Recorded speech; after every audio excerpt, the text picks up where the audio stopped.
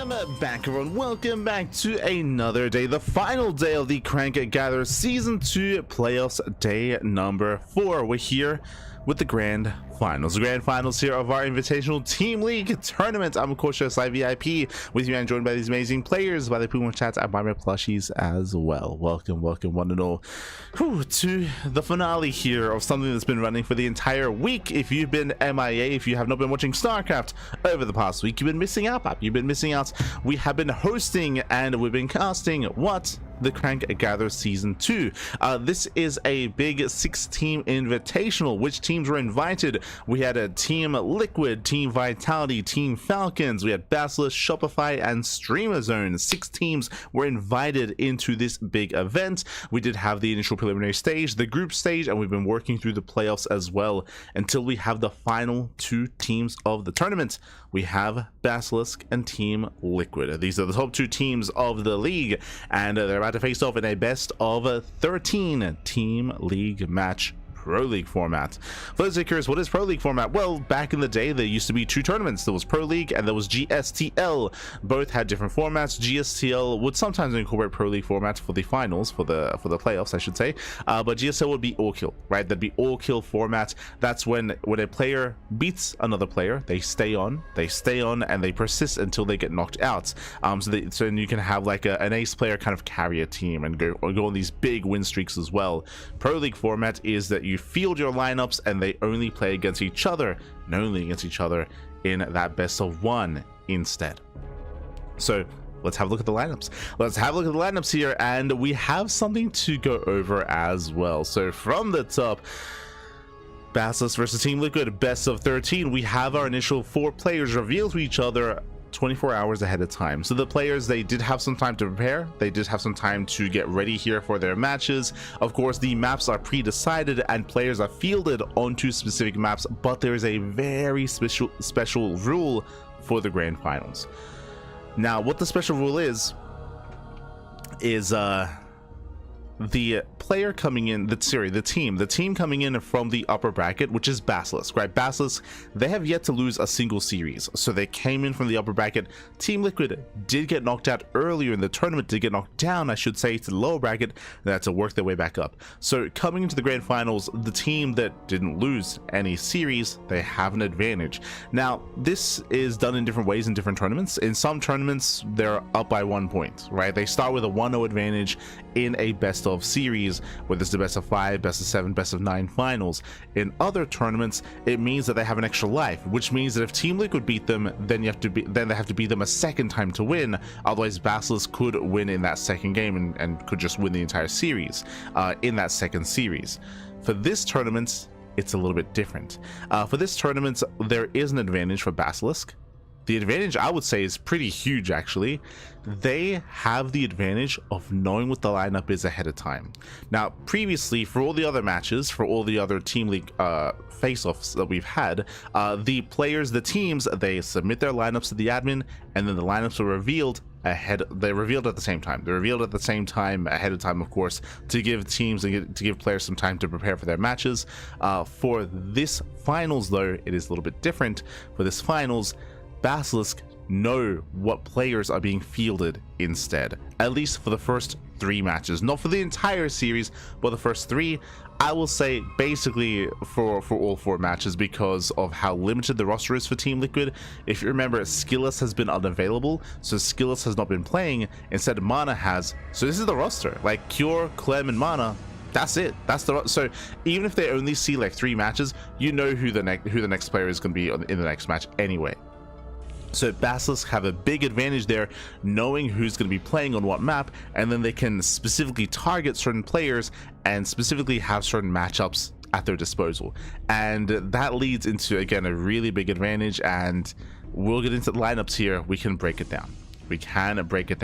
So Serral's going to be going up against Cure. Cure was fielded on the Old Republic, and they did pick Serral to go up against him, which I think is a really smart decision. I think it's a really good choice. Serral has the best ZVT in the world, and he's going to be going up against Cure here. I mean, it's going to be a solid matchup there, especially on the Old Republic. Game 2, Team Liquid, they fielded Clem on Mothership. Now, if you notice something, typically the roster for Basilisk is Serral, Reynor, and Trigger. Those are the 3 players for Basilisk. They're the 3 best players for Basilisk. But one, this is a replay cast. This tournament was casted over the weekend. Sorry, I think coming on Saturday. And if you remember, what was over the weekend? Well, that was SE for All, which we casted, of course, which we did cast. SE for All is, of course, a big LAN event that was happening in the Americas. Who went there? Trigger. He was traveling at the time of this series, so he was mid-flight as he was heading over to America to compete in SE for All, so he was unavailable to compete in the grand finals. That is a big blow, to be honest. Like, Trigger, he is a core part of Basilisk. Without Trigger, this is a big weak point for Basilisk, but because Basilisk know that Clem is being fielded on Mothership, they can send out their boy Roddy to just tank Clem. And I feel like this should be the strategy moving forward, is that Rotterdam is basically like just a meat shield, and whenever Clem gets fielded, bam, just throw him at him. Just throw Roddy at Clem instead of risking a Serral or a Reynor, who are much more favored against Cure and Mana. So they send Roddy against Clem, and that should be the plan moving forward for the rest of the series, is just keep throwing Rotterdam at Clem and allow Serral and Reynor to go up against Cure and Mana whenever they can. Now, that's obviously a really good way to do with Clem. The other thing, though, is that this is going to negatively impact their 2v2. So for 2v2, they've been performing quite well. Who has been their duo? Serral and Trigger. Trigger is one of the best 2v2 players in the world. He is in the top 2 teams alongside Clem, second only to Max Pax and Spirit. So Trigger, he's one of the best 2v2 players out there in the world. He's a big asset for his team for the 2v2 portion. Here, Serral has to play with Reynor. Reynor is very inexperienced in 2v2. So Reynor's gonna be a bit of a wild card here. We'll see how well he's able to acclimate. We'll see if he's able to take direction from Serral as well. Now, something interesting here is that often whenever Serral competes in 2v2s and whenever he plays with a Zerg player alongside him, Serral, what does he do? He plays Protoss. Serral plays Protoss typically, and his Protoss is pretty good. It's pretty damn strong, and he's able to help kind of like fill in some weaknesses when it comes to a double mirror matchup. Here, I'm surprised to see it's not Serral playing Protoss this time, it's Reynor playing Protoss. And you could definitely make an argument that Reynor's Protoss is better than Serral's Protoss, so they have kind of like decided these roles, of course, and I'm really excited to see how they work as a duo coming into these 2v2s, and again, whether Reynor can take direction from Serral as well. And that leads into the final game on Dream and Scars, Reynor versus Mana in a ZVP.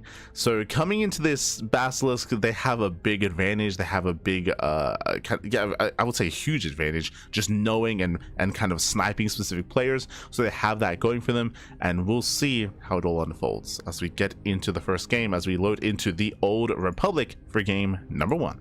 Let's go. Let us go. Whew.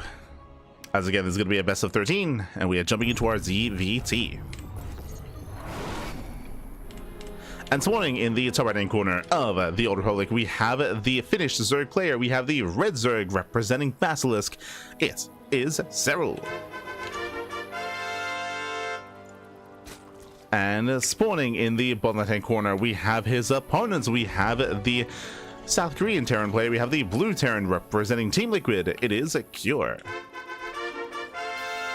Here we go. Someone asking in the chat, is this replay cast? Yes. As I mentioned, the grand finals here of this tournament did take place over the weekend. It was clashing a little bit with SE for All, and as we mentioned, Trigger was traveling abroad to compete in SE for All. That's why Trigger is not a part of this tournament. That's why he's not a part of the grand finals. That's why Rotterdam has to step in his place instead.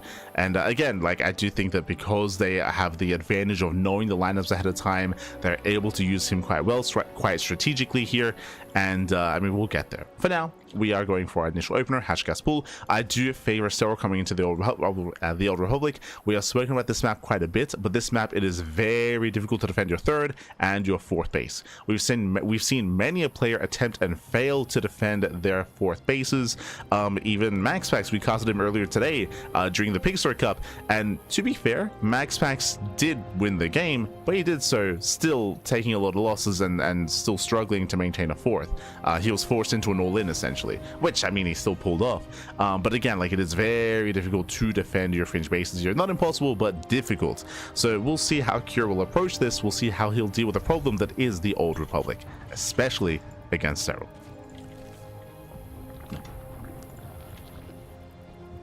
Here we go. Wonder what the rush is, why they couldn't just push it back till tonight or something. That's a good question. I would assume that it is a sponsor issue.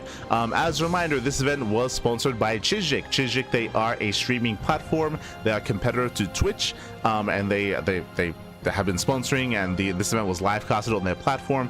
I will say that they have a lot of requirements when it comes to their event. Like, they were running a bunch of ads, they needed the broadcast to last a certain amount of time as well, and I would imagine that they kind of allotted a set amount of, like, a set date period where they were pushing and promoting the event on their platform. Basically, like, Crank had like full front page, full front page kind of like, what am I looking for? I said dominance, like support. There we go. Support promotion. He had full front page promotion and kind of slot to be able to, like, get all of that and get a bunch of viewership as well, and for all the attention to be on the event. I would imagine that they weren't really too fond of the idea of, like, cutting up the event and, you know, having some of it on one day, then skipping a day, then on another day as well. Instead, they had like a full week. I think it was like 6 days, like 6 days straight of Crank Gather's Team League. So I think they just wanted that kind of, like, more compact and, like, neat schedule. It would have been ideal if they were able to, like, spread it out a little bit to allow for Trigger to compete, but in the end, from my understanding, like, the sponsor had, like, strict requirements sort of thing. Another. For now that we do see Cure poking in, we do have the forward third base being taken from Serral, so this means that creep can spread across the map even faster. It doesn't mean that this third base is going to be more exposed. That is true. It's more of an exposed base. It's going to be more vulnerable to attacks, but at the same time, Serral will have a stronger foothold in the center of the map, a faster foothold as well. Meanwhile, Cure back at home, going for his third TC before Starport. Economic opener out of Cure, getting into his own Hellion Banshee. Everything so far is looking as it should be. Standard play out of Cure, and again, a more assertive and aggressive position here for Serral to spread and gain map control. Here we go.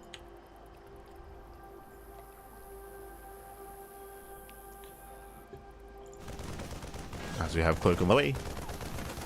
Oh, meanwhile, we have our Roach Horn out of Serral. Again, Serral going back to what he does best. Serral, he's very fond of going into Roaches in ZVT as a matchup. It's a very safe way to play.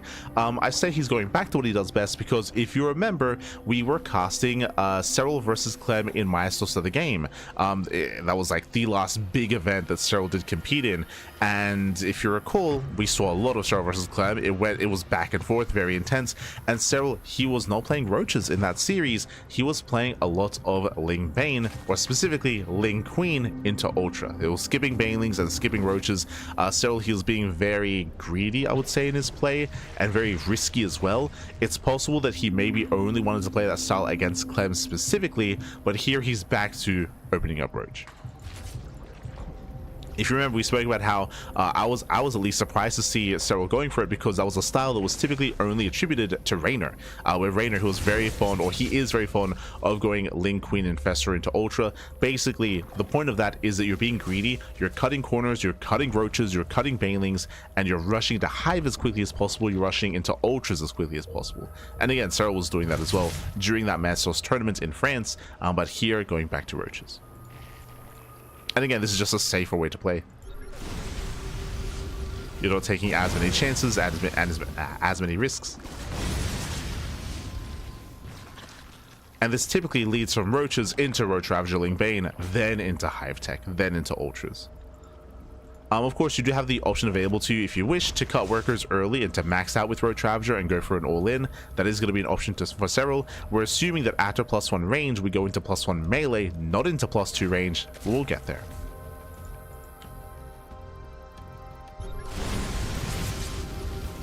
As Hellions are poking in, Infestation Pit is on the way. Getting into safety infestors. Banshees, nice damage. They get 4 drones so far at the natural. And there's that transition. Baneliness. So again, Roach Ravager into Ling Bane, Roach Ravager in towards Hive Tech.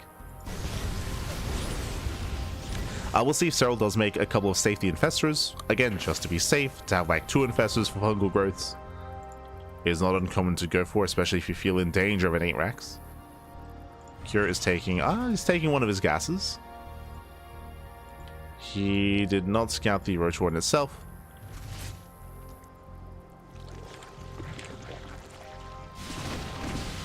Mages are poking in.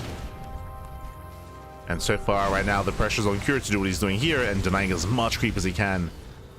Clearing up all these tumors. Behind this, we do have our just standard 5 rack setup with gases being taken. That's typically indicative of a second factory. Typically indicative of a 4th CC. But we'll see if he builds up. Yep, there we go. Second factory is on the way. Cure, he's macroing. So he's macroing from here. This tells us that he's working towards a 4th command center. Meanwhile, Serral, there it is. Hive is on the way, and Serral did skip infestors. So he's skipping infestors. We have Baneling speed. Again, this should lead into +1 melee, and this should lead into ultra attack. And that's going to be the big power spike. Like, the whole purpose of the build that Serral's going for here, the whole purpose is just survive, defend until ultras, and then you can be aggressive on the map. So we have our Roach Ravager shilling. Lings, they do move. Oh, they try to move out. They're going to be deflected. And Cure is going for a push. Cure, he is getting that second factory. He did not go to 4th. There we go. Now getting a 4th CC as he moves out. He's going for his move outs. What do we have to defend? What do we have to work with? We're going to have Hellbats. So Hellbats, 2 tanks. Cure, he's very fond of this Hellbat push variation. Basically, he waits for the armory, and then he can morph in Hellbats to protect the tanks. So far, he's looking for a way in. More reinforcements on the way.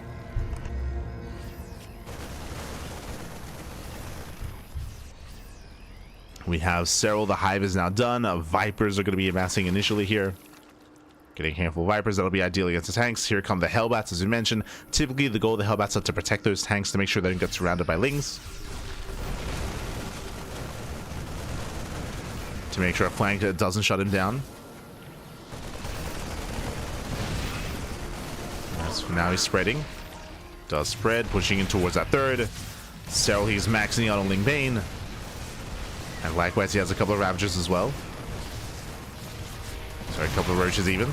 Yeah, here come the Vipers. Vipers, they do Blinding Cloud, and with that, Serral is going to completely shut this down. Cleans up all the tanks, shuts down all the fire. And Cure, there's no escape. Yeah, the brutal Blinding Clouds, brutal Power Bombs. Matter of fact, they barely do get away, just barely. But Serral defends. And Serral has his Hive. Now, I assumed, if you recall, this was going to be leading into +1 melee, which it is. Into ultras, it's going +1 melee, but we have a Hydroden instead. Interesting. So it looks like Serral, he wants to head towards, not ultras, but towards lurkers. I would assume, right? With Hydroden into lurkers. So, interesting choice. We have Cure taking the 4th base. Again, this is a very exposed 4th location and very difficult to maintain. First things first, though, Cure is pushing with his 2nd wave. A bit of an awkward position. Yeah, Serral collapses in. Tank will go down. Oh, God, and yeah, Cure is getting cornered. Getting cornered here. Bailey's, they just roll on forward. They shut down the army. Do we have any power bombs? Up. Oh, power bombs, they do land. So far, nice splits here by Cure. Very nice pre-splits. Save some of the medevacs. Oh! It's close. Calm down, Serral, calm down. And Serral is maxing out. He's maxing out. He's investing into his Hydra upgrades. So that will be his anti-air of choice as well.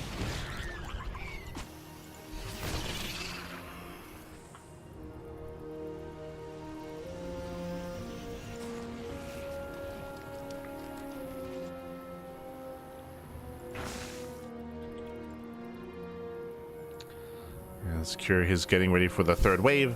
Serral, he's remaxed. He spots the army with his Ling. Let's have a look at the Vipers. The Vipers are topped up. Vipers are full of energy. Right now, there are no ghosts.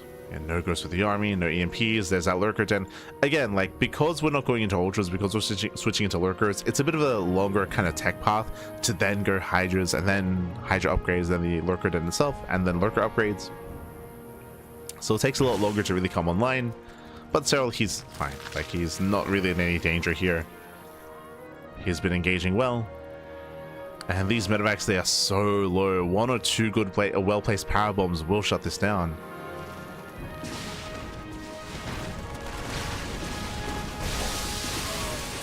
Speaking of power bombs, gets one, gets two, gets both banshees.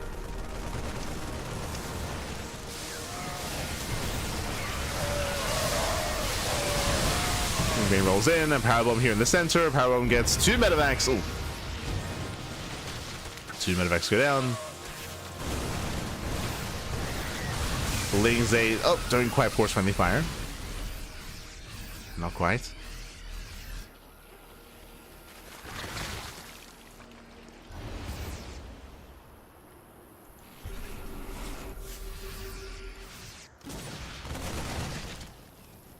Here he is maxing out. Hey, he's been able to maintain his bases. He's gotten his fourth. Now working towards the fifth base. Serral's been focusing on defending against the main armies, but he hasn't been harassing. Oh, the white shots. Oh my god. Yeah, brutal connections. Serral, he will lose every single link here. Serral, that was a big waste. That he is remaxing. He's rebuilding. That link run by was lackluster. Now, with that fight going his way, what's important here is the fact that Cure is now getting a fit. Without Cure's bases being denied, things are getting a little bit scary here for Serral. And again, as you mentioned, like, Serral's big power spike has been heavily delayed because he did decide to go to the lurkers instead.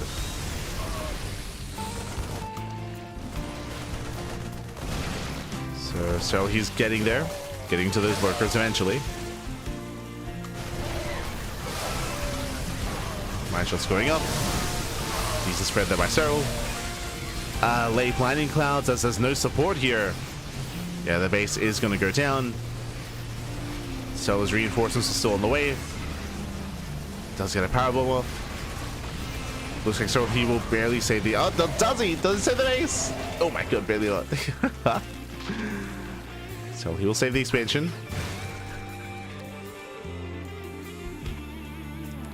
Lurkers are finally on the way. With A lurkers on the way at the same time, we have the fusion core into liberators. Curie's had time to tech up, getting Neo Steel frames, high sec auto tracking. Ooh, Serral going for the Nidus.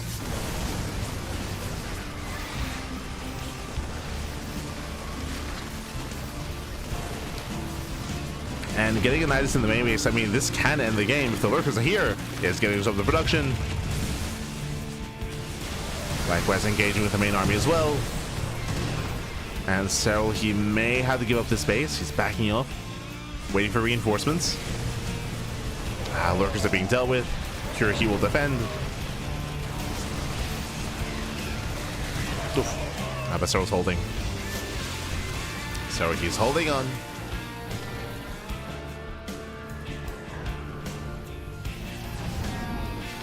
Cure is holding on, cleans up all the wooden mines. Cure, he plummets in supply. Cure does have a fifth base, but again, his production was stifled here. That's why Cure, he has 2,500 minerals in the bank. Ay, ay, ay.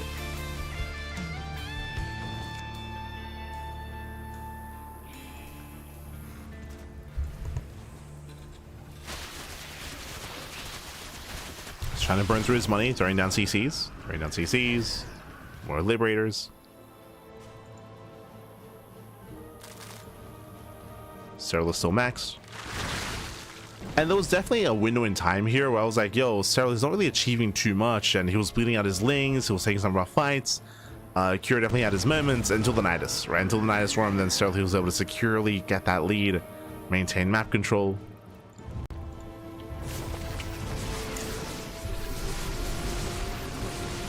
Plenty of detection.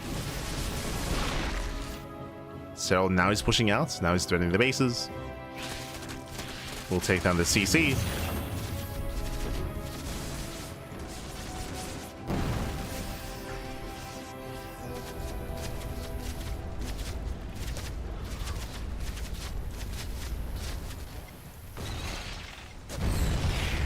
CC does burn down.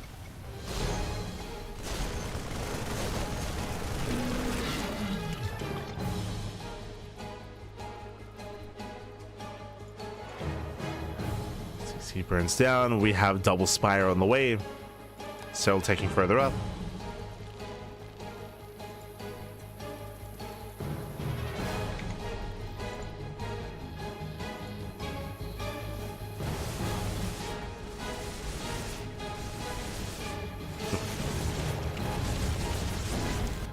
And so he's just slowly spreading his creep. The creep is encroaching upon Cure's side of the map. It's getting there. Now we have our Mass Ghost. You know, now we get the Ultra Cap. We got there eventually. We got there. Getting into the Ultras. It feels like this game was Serral kind of like, you know, stretching a little bit like... You know, I'm gonna get a little bit of everything. We'll get there. We'll get there. Bailey's they crash in. They take down the planetary. We spoke at the beginning of the game how difficult it is to maintain the space. I was surprised that Cure got it up and running, but mainly because Serral was not being aggressive. Serral, he was defending back at him, purely defending. Finally, by the time Serral gets across the map, he knocks down the 4th base immediately. And again, it's just a difficult base to hold on to. Just because of how open it is.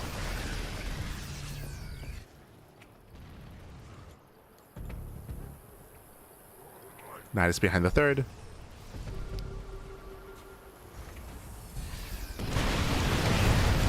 Ooh, Viper goes down. The Viper does fall. You know, we got the Mass Changeling behind the mineral line. Let's go. We're getting all the upgrades. Microbial Shroud. Let's go. Let's go. Get some infestors going.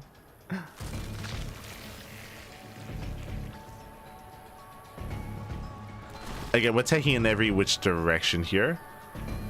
I will say, though, that Serral here has been unable to rotate and really deny these fringe bases. I would say that's one of the strengths of the aggressing player, especially on the Old Republic, is to be able to rotate between them, the 4th, the 5th, 6th base. But so far, Serral has been backing up. He backs up, he pulls in once again towards the 4th. This time, not the most valuable base, there's not many SCVs. So it gets a handful of workers, that's 4 SCVs going down.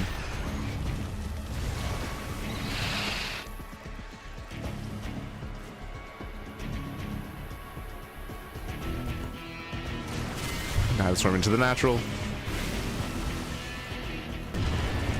And so let's finish. Nothing inside, but it does cause distraction. But there we go. 4 lurkers do dive in. Oh my god. Getting 8 SCVs. Here, diving back in.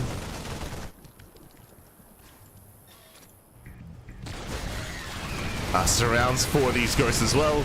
Tried to surround. And gets one. Let's get one. The others do slip away. CCs are still going down. Down goes the 5th base. Yeah, the corner expansion goes down. 15 more CVs. But this main army from Cure, it's still looking terrifying. How many ghosts does he have? 17! 17 ghosts back. Now, without infestors, this army is never going to get locked down. I did notice an infestor earlier. It's still here in the center. Ghost overwhelmed. Cure, he's built up to a terrifying army. 19 ghosts. And again, without infestors, without fungal growths, I don't see this working here for Serral.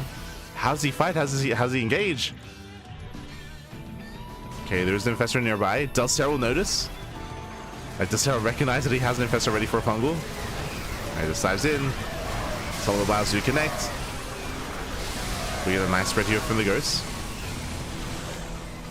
They spread to keep pushing. 18 ghosts still up and running. Soon to be 20. And Curie's going for the kill. He's going for the throat. And he can just end the game. Straight up. He just end the game. He has Mass Liberated here outside of the natural. He is moving in.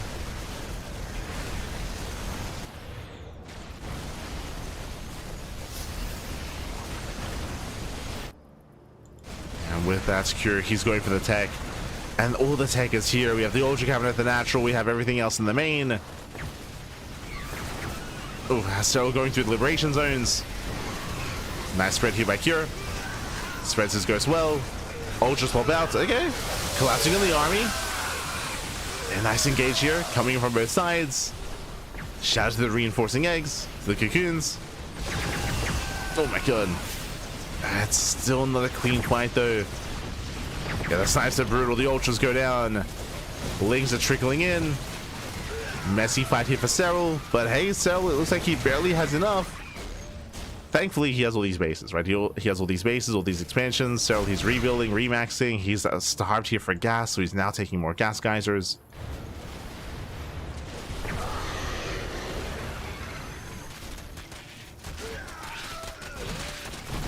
And again, we're getting messy.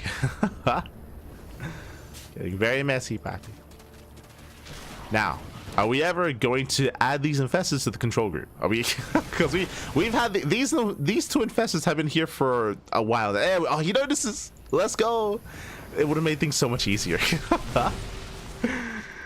But one of the infestors does move forward. So Serral, he's like, oh hey, I remember these guys. Oh, ooh, doesn't land it though. Yeah, it does not land. But Mass Ultra engages, collapses on the bio. Powerbomb here on the stacked units, on the stacked Liberators. And Serral, he's done it. Serral, he's done it. He breaks through every single Liberator. Liberators go down. The Ultras are overwhelmed. This time, most of the ghosts are fallen. How many ghosts do we have left? 4 from 22 down to 4. And the 4 ghosts.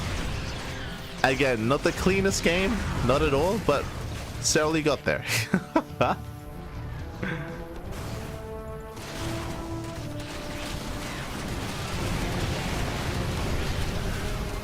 That's going to be 20 SCV kills. Takes down all the mules, going for the fresh mining base.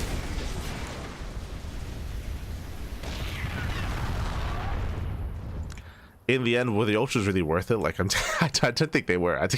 I mean, we got like one Nidus into the main base, which did disrupt the production that one time. True, true. Outside of that, the lurkers, they didn't really achieve too much. Referring to the lurker tech. I think I said ultra at the time.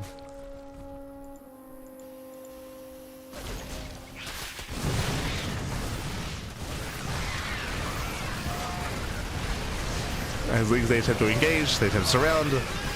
Still a bit of an awkward engagement here from Serral. He's getting choked up.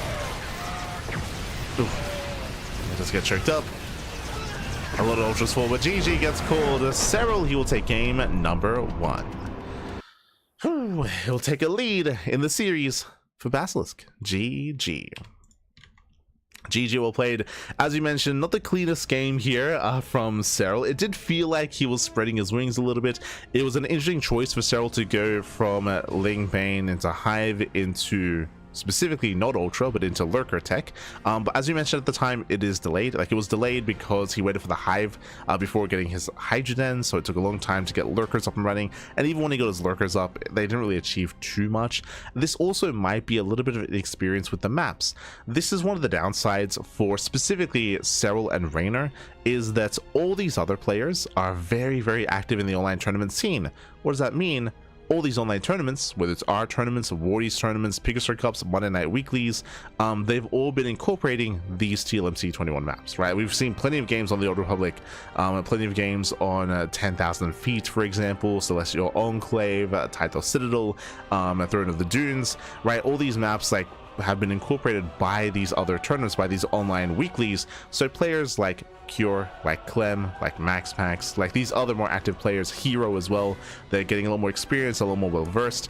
They are quicker to recognize as a result kind of the strengths and weaknesses of certain maps. As I mentioned before, like, I do feel like some of the, specifically the 4th, 5th, and 6th base are more accessible, but Serral was playing very defensive, very passive in this game, where it took him a long time to start aggressing upon Cure. Once he was knocking down bases, but it took a long time for that to happen. He was like absorbing blow after blow, but still just taking up.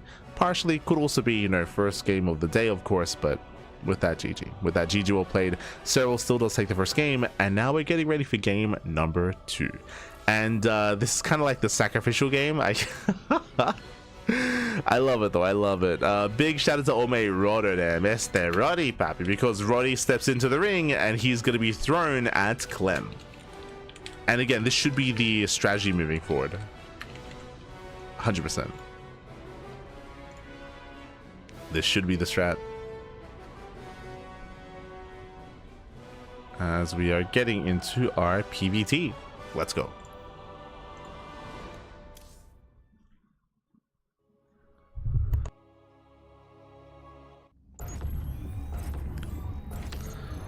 Here we go. And spawning in the top left hand corner of Mothership, we have the French Terran player. We have the blue Terran representing Team Liquid, currently down in the series, but looking to bounce back and looking to tie things up. It is a Clem. And spawning in the bottom side. On the bottom side here on Mothership, we have the typically caster, but now stepping into the player role, we have the red Protoss player from the land of the Netherlands, representing Basilisk. It is Rotterdam. Let's go, baby, let's go. And again, if you're in the chats, let me know if there's any issues with the Twitch stream. This morning, for this morning's broadcast, there was some weird connectivity issues, and we actually had to switch Twitch servers. The Australian server was struggling. We had to switch to the Japanese server instead. So if there's any issues, let us know when it comes to any kind of stuttering or any kind of like weird like frame drops or lag spikes. But hopefully everything's okay. Everything's okay. As we're settling in, and we are going for a double gas opener. Okay, now for those of you that weren't here at the beginning of the series, and for those of you that weren't here for the explanation as to what's going on, very quickly here, because I'm sure there's some that are just now tuning in, for this tournament, who are the big three? The big three for Basilisk, it is Serral, Reynor, and Trigger. But this tournament did take place while Trigger was not available. Why? If you remember, if you were here over the weekend, SC for All. There was a big LAN event happening in Philadelphia in the Americas, and Trigger was flying over to compete in SC for All. So Trigger was not available here for this series, not available for the grand finals of this team league. So that's where Roddy steps in. And as a reminder as well, Basilisk, they have a big advantage in this series. They know where players are being fielded. They knew that Clem was going to be on Mothership, so they're throwing Roddy at Clem. And this should be the strat moving forward for the rest of this series. Whenever Clem plays, throw Roddy at him. so he can just tank Clem. Just tank him, baby. Tank him. But I also want to say, you know, Roddy, he's a good player himself. He can be very cheeky himself, and I want to believe that he's got some spice, baby. He's got some cheeky builds ready to try to cheese the hell out of Clem. I would want to believe that he's got something. He's got something crazy. Whether it works or not, we'll see. But like, I want to see some flair here out of Roddy. Let's go. Hey, we're on Mothership, 3-player spawn map, very large map as well, and my eyes are on this probe. As you can see, intentional here. I mean, he could just be hiding from the Reaper to go back in for a follow-up scout. Stargate opener out of Roddy. What is Roddy known for? He's known for Phoenixes, known for Proxy Tempest as well. So my assumption is potentially even we set up a proxy location or we get ready for extra Stargates. We'll see what Roddy goes for. For now, Stargate. For now, it's going for the Stargate. Reaper's going to be zoned away. Back at him, Clem is going for his safety CC on the high ground. Again, very safe play here. Double gas, faster factory, delayed command center, going for his early 1-1-1 into drop play. Stargate is done. Here come the initial Phoenixes.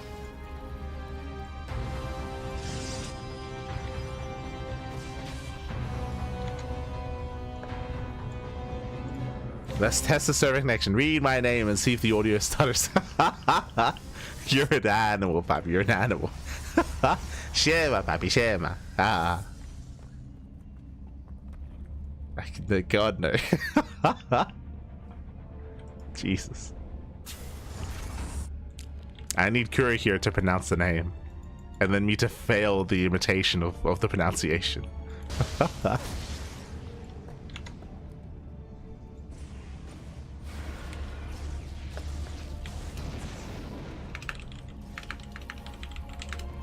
Hold on. As we do have our initial drop moving out, we'll threaten. So far, there's going to be one Reaper going down. Cyclone pokes in. Does poke in. So far, Roddy, he is holding, he's defending. The probe is still out on the map. Bear that in mind. And Clem is rallying. Oh, he's just rallying. Yeah, he's going for the tank and he's going for the Viking. Clem is just going for like a quote-unquote all-in. He's rallying everything he can across the map. The Viking can land to add some DPS, but because the Phoenixes, then it's wise to keep it up in the air and to just push in. To end the game here and now. Let's go! Logan is broken. How many Phoenixes so far? 4. 4 Phoenixes here for Roddy. He's got 2 shield batteries. Tank within range of the pylon. That's not just the pylon. Ooh. Yeah, the pylon's under fire. Shield batteries, they're being spent on the pylon. The pylon will go down.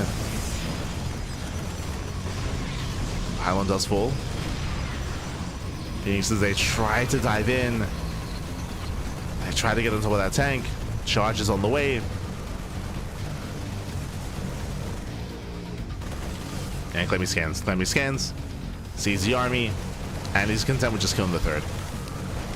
Just killing the third base. Rotterdam, he is going to be diving in. Oh, he tries. He can't touch the army. He's trying though. Oh, God. Tank blows are brutal. Charge is not yet done. Slow lots are going down. Nice kiting here with the Marines. Yeah, Kite 12 cleans up every single zealot. The natural base will fall. Phoenixes are being thrown away. Losing 1, losing 2 Phoenixes. And that's going to be game. That's going to be game. As Rotterdam, he will lose everything. The natural, the army. Clemmy's walking in. Roddy, he's got 1 zealot with charge. Let's go. Oh, he's going to have 2. He's going to have 3. That's all he needs, Pappy. He's got 1 for each tank. True. 4 zealots. My God. 4 zealots. And for that's rough here. Here was the final army. Phoenix is going to be thrown away as well, and Clem does not rush up the ramp into the main base. And we're on some high-grade copium right now. Let's go. We got 3 more zealots. 3 more. We can do it. Rodan did get a proxy across the map, but GG gets called. GG gets called, and Clem, he will tie up the series at 1-1. Whew. GG. Hold on. Brzeczyszczykiewicz. But I can't. How's the name that was asked of me to pronounce in the chat? But GG will play. GG will played. With that, we are tied up 1-1, and we'll see who takes a lead in the series here. Again, shout out to Rotterdam for stepping up.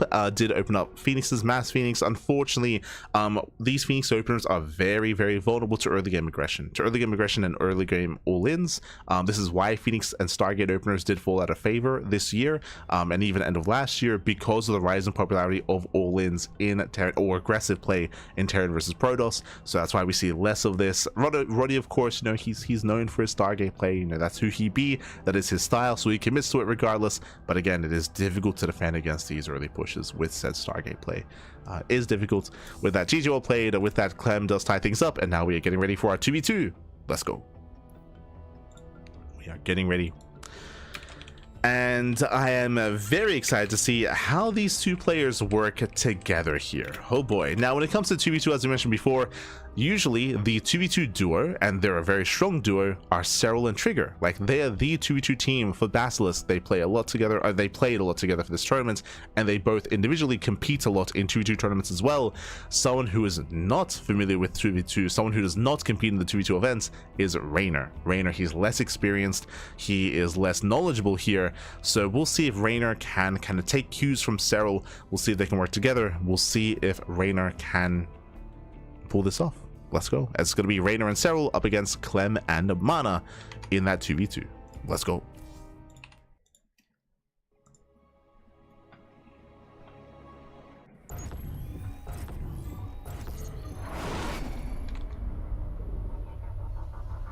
Here we go. As spawning in the top right hand corner here of Gem Garden, we have our teal and blue duo. We have our teal Terran and Clem. We have our blue Protoss and Mana. We have Team Liquid. And spawning in the top left hand corner, we have their opponents. We have the red Zerg player in Serral. We have the orange Protoss in Reynor. It is Basilisk. Let's go. Let us go. We have our 2v2, and again we're featuring Reynor for the first time in 2v2 as well, and Reynor, he has opted to play Protoss. As we mentioned previously here, Serral, he does play Protoss in 2v2 when he needs to. If he ever has a Zerg teammate, he does play Protoss, but in this match it looks like Reynor has decided himself to be the one to play Protoss instead, which I'm not opposed to. I do believe that Reynor's Protoss is better than Serral's Protoss, even if it's just slightly. So I do think this is going to be a nice addition here. But as you mentioned before, Reynor, he's less experienced in 2v2. The meta is different. The games are different. Some of the abilities, of course, when I say abilities, some of the strategies are very, very different as well, especially when it comes to sharing resources and working together. Teamwork, communication is a big part of 2v2, and we'll see how these two work together, if at all. Meanwhile, Clem and Mana, they've been competing together throughout the entire tournament with success as well. So far, going for standard builds. So far, so good.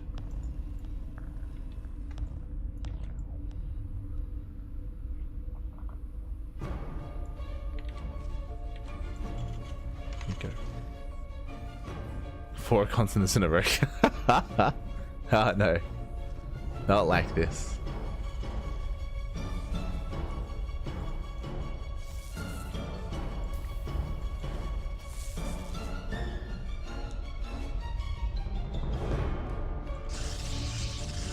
As from here, we do have Mana going to be pylon blocking Reynor's expansion. So Reynor, his own nexus is going to be delayed.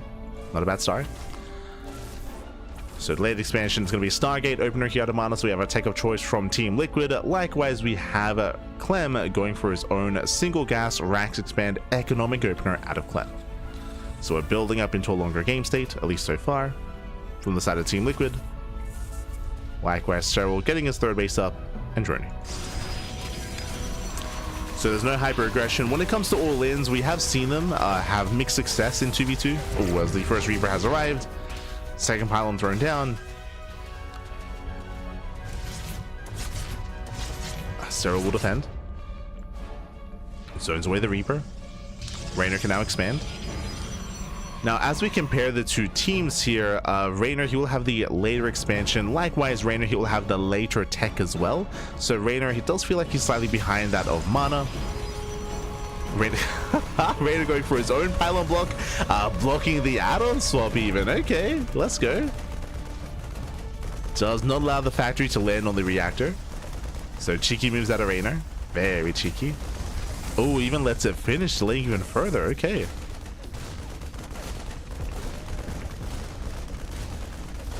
Does let it finish. Behind this, getting into a zone 1-1-1. And we have a second Stargate for Mana. So double Stargate Phoenix out of our Protoss player. Bearing in mind, as I mentioned previously as well, we can, or this is base game 2v2, base vanilla 2v2. That means that resource trading is going to be available sooner for our players. That may come into play. Just going into a third star. Jesus, going Mass Phoenix. Okay, so Mass Phoenix out of our Protoss. And if we want to go full meta here, then in 2v2, Mass Phoenix alongside Mech is kind of the go-to. So we'll see if Clem also does embrace Mech. We'll keep an eye on him. Meanwhile, we have an earlier lair out of Serral. This was what, a 340, 350-ish lair timing, so very early lair timing here out of Serral. We have melee on the way, second gas geyser. Because this lair is so fast, my assumption here is Mutas, right? I mean, they know it's a Stargate opener. They know about the Phoenixes. They scouted the second Stargate. We'll see. We'll see when it goes. I mean, we could just see Hydra tech, right? We could see plus on melee into Hydra Den, or we could see Aspire into Corruptors. That might be the go-to. I'm hoping it's not Aspire into Mutas, as there are so many Phoenix. At this point, he sees the additional Phoenixes. There's Aspire. And I'm hoping we don't go into Mass Muta from here, because we have triple Stargates up and running. Like, yeah, again, now they're aware, right? Now they see the Phoenix counts, so it's going to be Corruptors to support. Meanwhile, what's going to be the answer here for the Terran player? We have Clem getting a third CC, being quite greedy. Third CC before any other production building after the 1-1-1. Queen gets called out. Reynor's trying to keep up. Blink is just about to finish. He can blink in. Gets one. Gets one Phoenix. And it's gonna be Pyre. I was curious. It's gonna be Mecha or Pyre. We have two more Maxes on the way. Stim is being produced. Clem is playing Pyre. And Mana is still enjoying just mass Phoenix. And Corruptors are a nice supportive unit against Phoenixes, for sure. Of course, they're slower, but they are tanky, quite tanky. They can hold their own. Unfortunately, they're really allowed to harass much. There we go, Corruptors are on the way.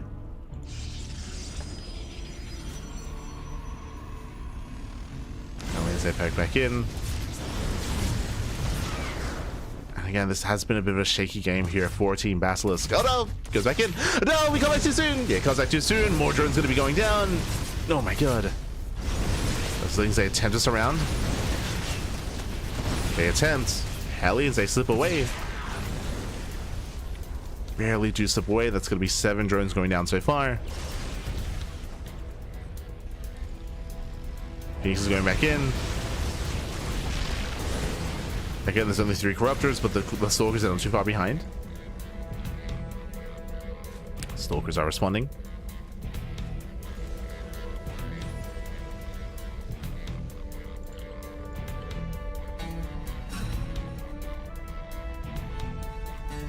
So we have a fourth Stargate on the way, getting to Phoenix range, plus 1 air attack is about to finish up. Oh. Reynor, he does catch a couple of Phoenixes.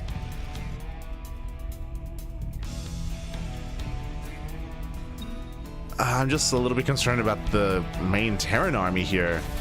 Like, it feels like the armies that are being built up by Serral and Reynor, they're going to be ideal a little bit more against the Phoenixes to keep up to defend. But where's the splash damage, right? I'm waiting for Storm, waiting for Colossus. One of the two to help support against the Bio army. Meanwhile, Serral, there's no Bailey Nest, it's just Ling Corruptor. So Clem is going to be a problem. Like, Now, this could be Ling Corruptor into Ultra, right? We have +2 melee on the way. No infestation bit yet. Serral's on his own. Yeah, Serral is on his own. I feel like he shouldn't be here. Bleeding out Corruptors. Taking a lot of damage. Reynor now coming in. Now it does deter. Gets 2 Phoenixes. That was what? That was 7 Corruptors going down.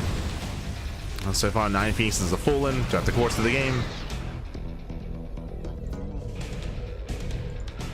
Oh, can we surround? So coming in, Reynor likewise coming from behind as well. Does blink. Oh, does try to blink. Doesn't quite get the surround though. Phoenixes that do dance away. And here comes Clem. Yeah, here comes Clem. Mass lift as well. And Team Liquid is snowballing out of control. They punish the Corruptors. And again, where's the splash damage? There is none. Oh my god. Yeah, Mana popping up, just lifting almost every single Stalker. And then Clem can just stim in. He can stim, he can win. He stims down every single Stalker. Reynor, he's got almost nothing left. Serral, he's working with purely Corruptor. Again, there's no Bailings. There's no Infestors, no Fungals. Nothing else, Bappy. Oh, nice thing run by there. Nice run by, nice counterattack. And Clem, he just stim forward. Like, he doesn't even have the micro back. He stims in. Stalkers, they dive on the army, trying to force friendly fire. Q moves out of Reynor. But last Team Liquid, they still just rally in. The boys are being pulled. Once again, they try to force some friendly fire.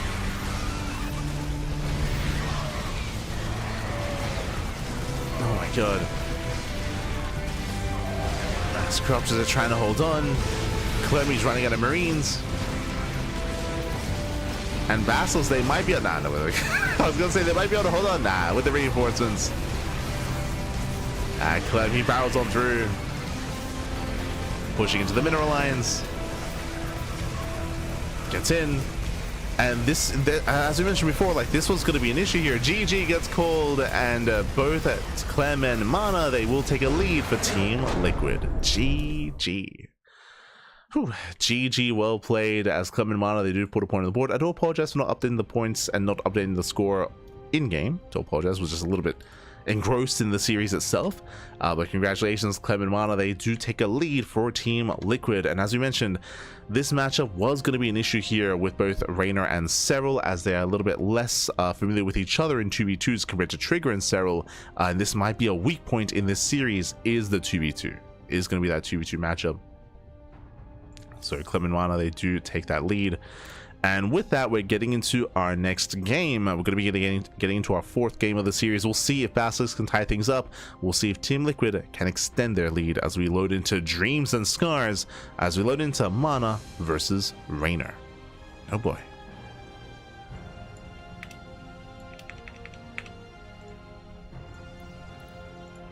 Here we go.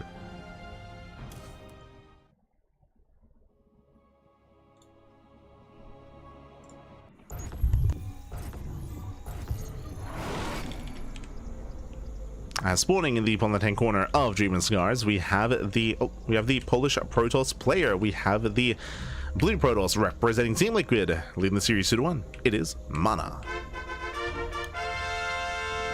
And spawning in the top right-hand corner, we have the Italian Zerg player. We have the red Zerg representing Basilisk. It is Reynor. Here we go. We have our players, we have our matchups.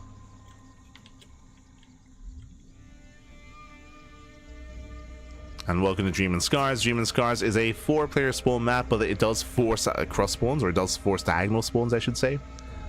So you either spawn in bottom left and top right, or bottom right and top left. So only diagonal spawns. Did you see that? That's so loud. Feels bad, man. Feels bad. Basically, and yeah, Reynor, he's a little bit upset about it. Yep. The critter was blocking. there's like a little sheep. Oh, good. there's like a little sheep around here that was blocking the expansion. That should not. That's unfortunately, you know, this map is not optimized for the ladder yet, and there's little things like that that can influence things. And yes, Mana, the animals, they're working for Mana, papi. Let's go. So already a nice start for Mana, as Reynor has a delayed and disrupted opener.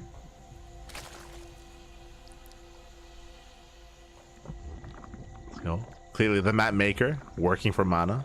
True. There are some quirks when it comes to this map. We've already seen Reaper cliffs are a little bit weird, and they're not really optimized. But that's not going to be impactful in this series, thankfully. There's no Reapers, but that's something to bear in mind for later on in the series. See in chat, what round of playoffs is the grand finals? The grand finals. You know what? I can probably just update that.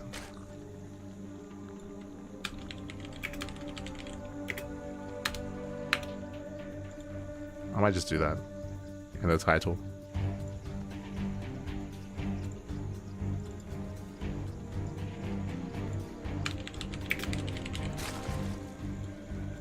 Bam. There we go. There we go. As for now, I mean, despite the disrupted opener here, it's going to be a hatch gas full out of Reynor.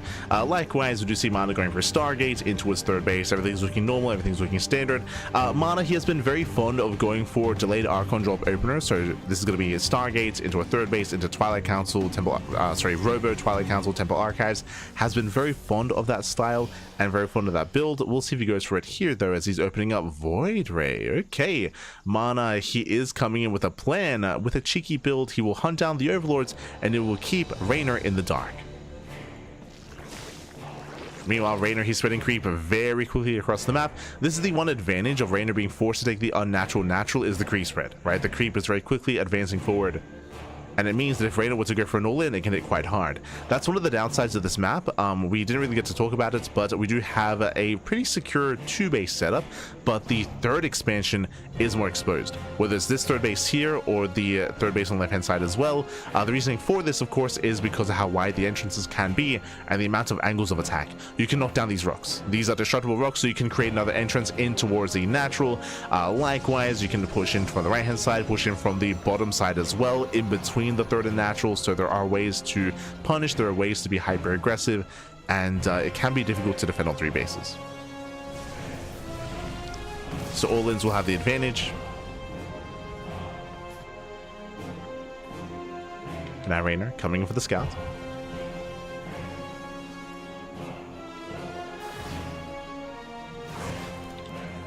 Again, you can get free worker scouts with that worker path coming into the natural. Wings, they move in. They get a full surround. Where are the adepts? Void Rays across the map. Adepts, they were at the natural, out of position. That's going to be a lot of damage dealt here to the Nexus. Oh, goes to this round. It does surround the adepts, and we'll get 2. Does he get all 3? Oh my god, yeah, all 3 adepts do fall. Likewise, diving on the sentry. Yeah, the force field won't save it. Sentry still goes down as well. Massive pickoffs here by Reynor. And we have the follow-up at +1 and blink. So standard follow-up here out of mana despite the Void Ray.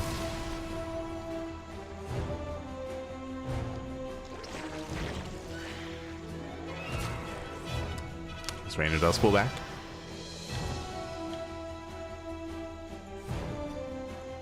Reynor, he pulls back. Reynor going for another scout. Let's go. Again, this is a worker path. Fun fact, Lings cannot fit through this. Likewise, Marines, no unit can fit through this outside of workers, and the drone just gets a free scout into the main again. Just walks in. Just walks in, confirms the forge, the Twilight Council, the gateways. He's like, man, who needs overlords when you got drones? True. That's the Reynor. As Reynor does go for the +1. +1, layers on the way, gas is now being taken as well. We're going Roach into Hydra tech. Seems to be the case, as we are taking every... Actually, should either be Hydras or we could go for a Spire. 6 gases are being taken. What are you taking into? Yeah, that's going to be a lot of gas.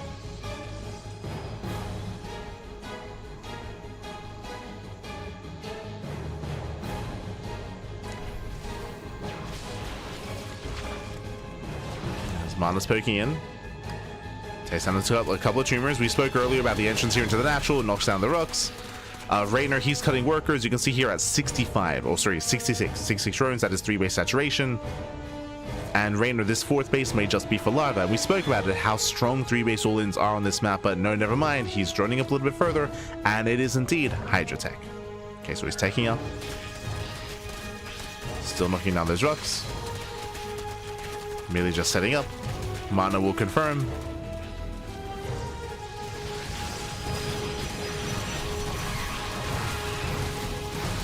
Up, up, up.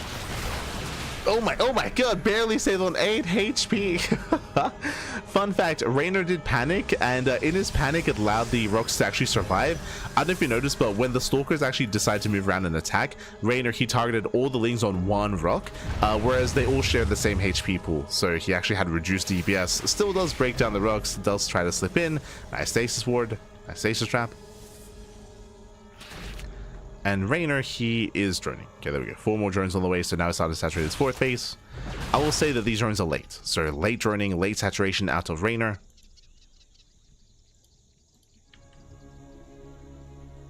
Does run up to 71. Is pushing. Mana, he's spread thin. He's off towards the left-hand side. He's trying to rotate over. And Reynor, he wants the Nexus. 2 more volleys. One of us. Oh my god, barely. Barely does bring it down. At the same time, Lings, they do distract in the bases, forcing Storm in the mineral line. Scary. Breathe out. Be careful. As Reynor pulls away.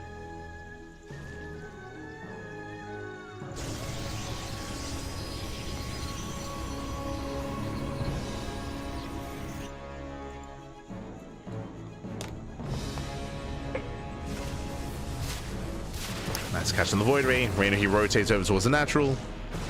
Remember, Storm is done. No Ravagers. Oh.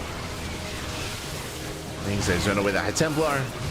And Roach, as they manage to get all the way into the main base. Ay, ay, ay.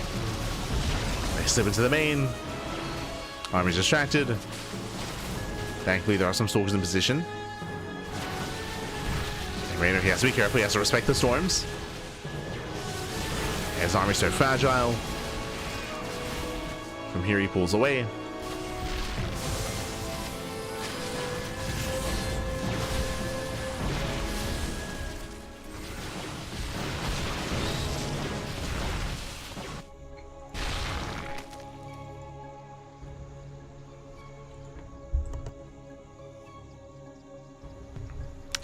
And Reynor, he's been able to get some damage done here. 10 probes do fall, and Reynor behind this, as he does catch the Oracle, is Hive Tech and Lurker Tech. So we're taking up in towards the late game, joining up on 4 bases, now taking the gases. We should soon be taking a 5th base. Reynor still applying pressure, bleeds out some Hydras. Expensive losses here for Reynor, but at the same time, Lings, they get into the natural. Lings, they bust into the main base, and there's nothing here. No.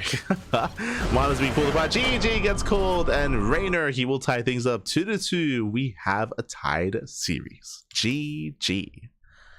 Whew. GG, well played. We tie things up here 2-2, and I'll be honest, I can see this going all the way to game 13. I can see this going all the way to the ace match. We'll get into it here. Let us switch our scenes over and catch up on the lineups here. So first things first, we are tied up 2-2. Oh, sorry, I do have to fix this up. Yeah, there we go. Do have to fix that up, but we're tied up 2-2 here. And the way that this works, of course, as you can see, is we finish our first 4. We finish our first 4 matches. Now, the thing about these first 4 matches here is that what games were won, what games were lost. So for Basilisk, there are 2 players that they're relying upon to do well are Serral and Reynor individually, and they won their games. True. Rotterdam, he's here to tank. He's here to tank Clem, and he's here to keep Clem busy. So again, that was Team Liquid taking the win. And again, I did mention earlier that I do favor Clem and Mana in the 2v2s against Reynor and Serral. So if this trend continues, we might just keep getting that back and forth. Like, we'll see. We'll see. Of course, Curie can hold his own as well. Mana can hold his own, but again, Serral and Reynor are the 2 best Zerg players in the world, so they're going to be favored in their matches unless they do play against Clem. I did mention earlier that the advantage that Basilisk having coming in from the upper bracket is knowing the lineups ahead of time. But here we go. We're about to reveal our next 4 matchups, our next 4 games. Let's go. So the way this format works is that it is a best of 13. Best of 13, we reveal our first 4 lineups, we play out our first 4 games, and then we get a roster refresh. We get a roster refresh, which means our players are revitalized. It means that we can refield our players. We can refield Serral, Clem, Mana, Reynor, right? You can only field them once until we finish our first 4 games, then we can field them again. And that's going to be for the next 4, so that'll be 8 games, and then we do it again for the next 12, for 12 games, right? Like 3 sets, 3 refreshes essentially, if the series goes that long. Remember, best of 13 is first to 7. First to 7 do claim the win. And let's go. Oh, we're getting ready here for our next lineup. For now, we're going to be taking a step back. We're going to be going on a very short break here, and when we return, we will have that next lineup. So we'll see you soon in only a couple of minutes. Take this time to get some snacks, get some food, get some water, and get ready for the rest of the grand finals. See you soon. See you very soon.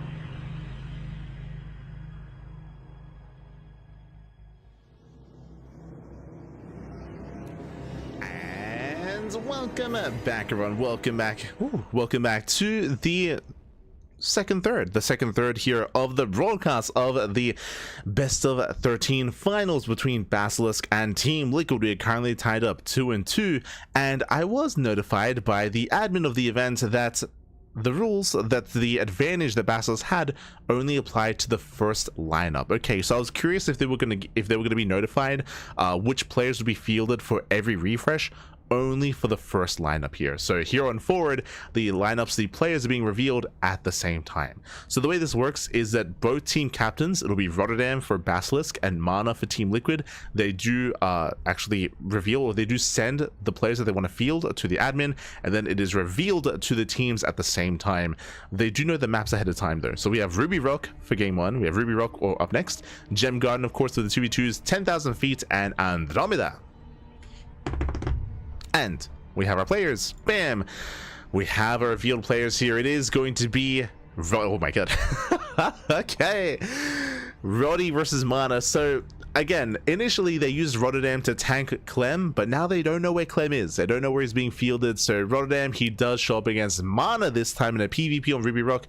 We have Serral and Reynor versus Clem and Mana on Gem Garden. We have Reynor versus Clem on 10,000 feet. That's going to be a spicy ZVT. And Serral versus Cure, a rematch on Andromeda. Also a Zerg versus Terran matchup. Let's go, Papi. Let's go. Oh. As the best ofs do continue here. As the best ofs do continue. Let's go. So we are going to be jumping into our next matchup. We're going to be jumping into our next set. Oh. And up next is going to be Rotterdam and Mana. Here we go for our next game. And again, as a reminder, first to 7. First to 7 will claim the win. First to 7 will be our champions.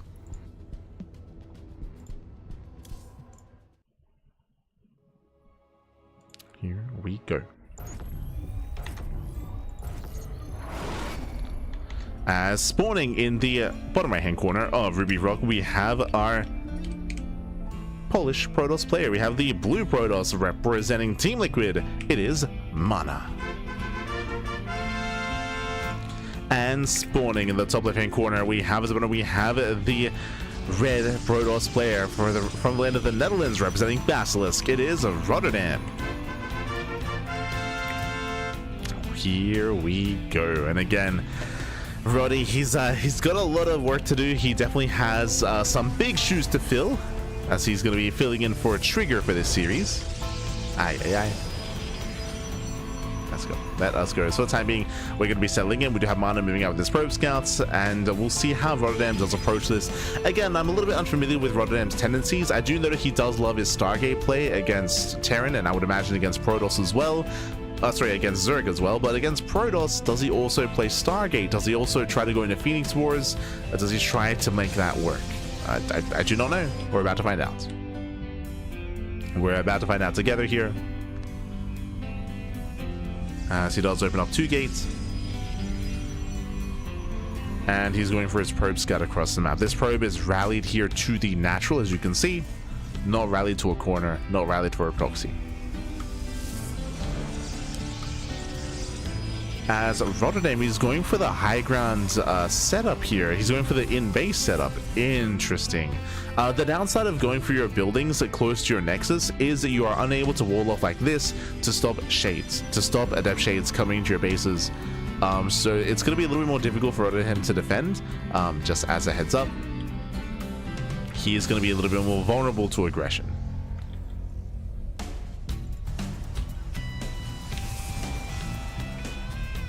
It is a choice to make. Like, the upside is that technically this is more efficient because it takes less time for your probe to throw down a building and to go back to mining. So technically this is slightly more economic. Oh, as Mana goes to the pylon block. Oh no, he looks in 3 probes. There's 3 probes stuck in there. He lets it finish as well. Oh no. Let him out, Papi. Let him out. So Cheeky moves out of Mana, does catch, does lock down 3 probes. And with that Mana, he will have an economic lead. Behind this, going Stalker Sentry. Pylon is killed. Probes, they're let free. So Cheeky move out of Mana. Locking up 3 of the workers of Rotterdam. Here we're breaking out.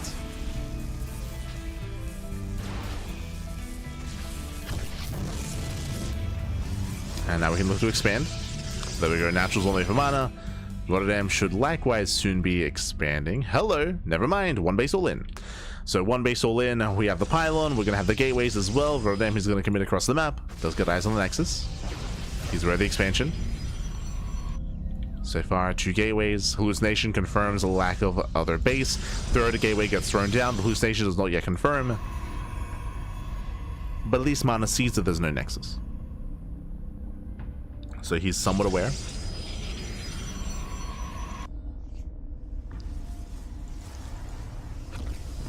He's somewhat aware. Oh.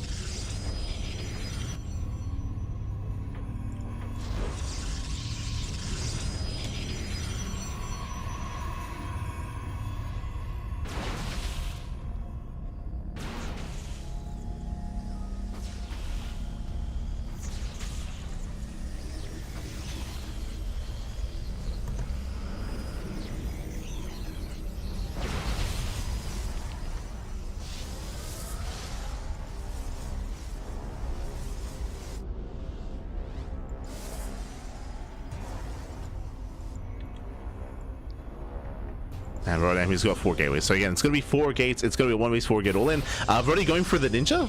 Okay. Does go for a ninja expansion. Bold move. Interesting. That tells us that Rotterdam believes that he can't kill. Again, this should be an all in here, but that's going to be a lot of resources invested elsewhere. Okay, look down the Stalkers. Force fields, they don't quite get the Stalkers though. Yeah, Mana does step away. Mana steps away, tops up his own Stalkers. And the longer this goes on, the better it is for Mana. Mana is up by 10 probes. Like, Mana, he doesn't need a ninja base. Like, he just expanded. Like, he's... Likewise, he has the extra shield batteries to give him that support at the natural. Stalker counts are neck and neck.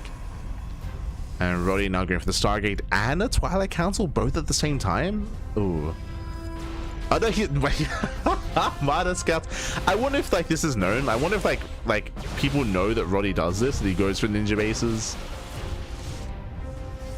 Like, I would not have the wherewithal to scout for that sort of thing, but maybe it's a little bit more accustomed to Roddy's play. As there's a recall, getting to charge. Mana is at least aware. And we're going charge and Phoenix support. Okay.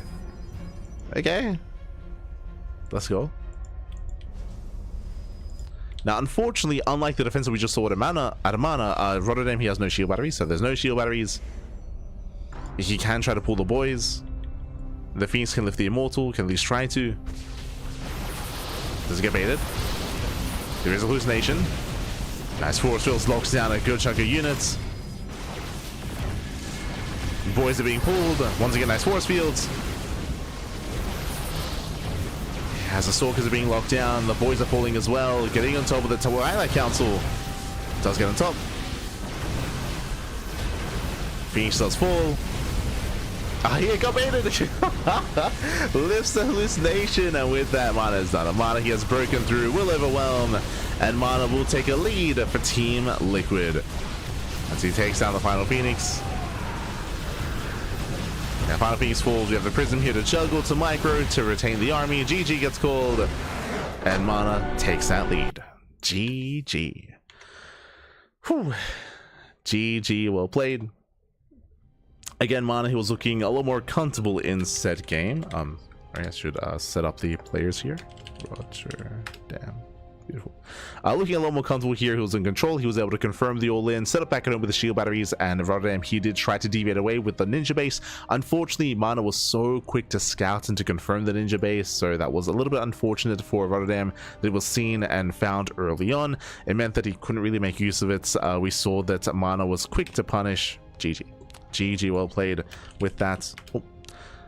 we do now have a lead. We do now have a lead here for Team Liquid, and we'll see if they can hold on to that lead, because up next we have the 2v2, and We'll see if Serral and Reynor can adapt over time, and we'll see if they can come up with a different kind of build, different kind of setup, different kind of strategy. We'll see how they do adapt over time as they get a little bit more accustomed with each other in 2v2. Let's go.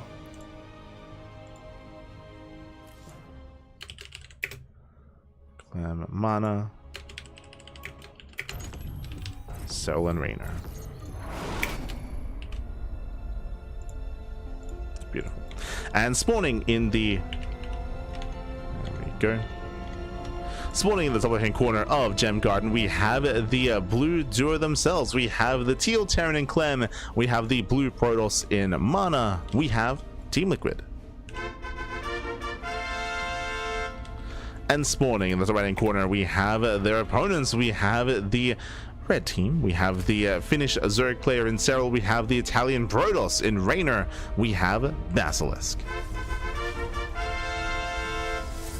Let's go. Let us go. Again, Reynor is going to be filling in as Serral's 2-2 partner, replacing Trigger. Last game, we saw them both struggle to really keep up, and they were just really reacting mainly to Mana. Mana did open up Mass Phoenix in the last game, and both Serral and Reynor were stuck responding and reacting with Corruptors, with Blink Stalkers, and Clem's Biotank army became a big problem as there was no clear answer to that.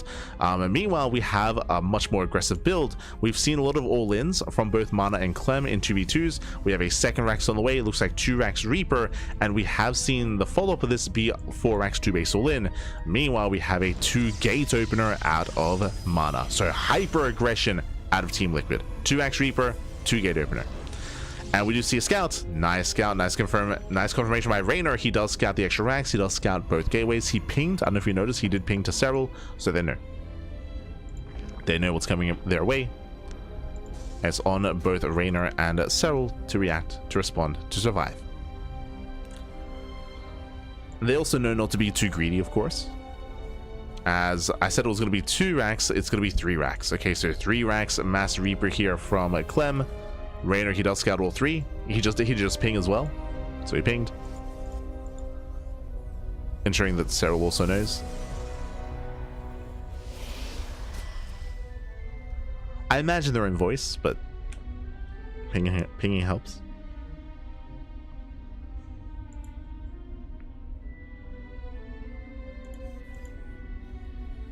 So we got the Reapers are building up.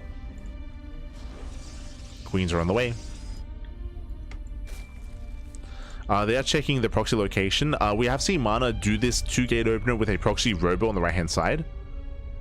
So it looks like they're checking for that. We can see that Mana's expanding, not going for the proxy.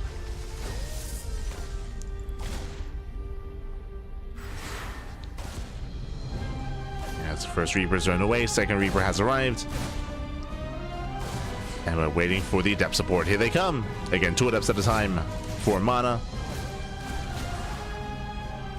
Does shade in. Does collapse with the Adept. Nice pickup. Takes out Reynor's Adept. Takes out Reynor's Zealot. Reynor down to 1 Stalker.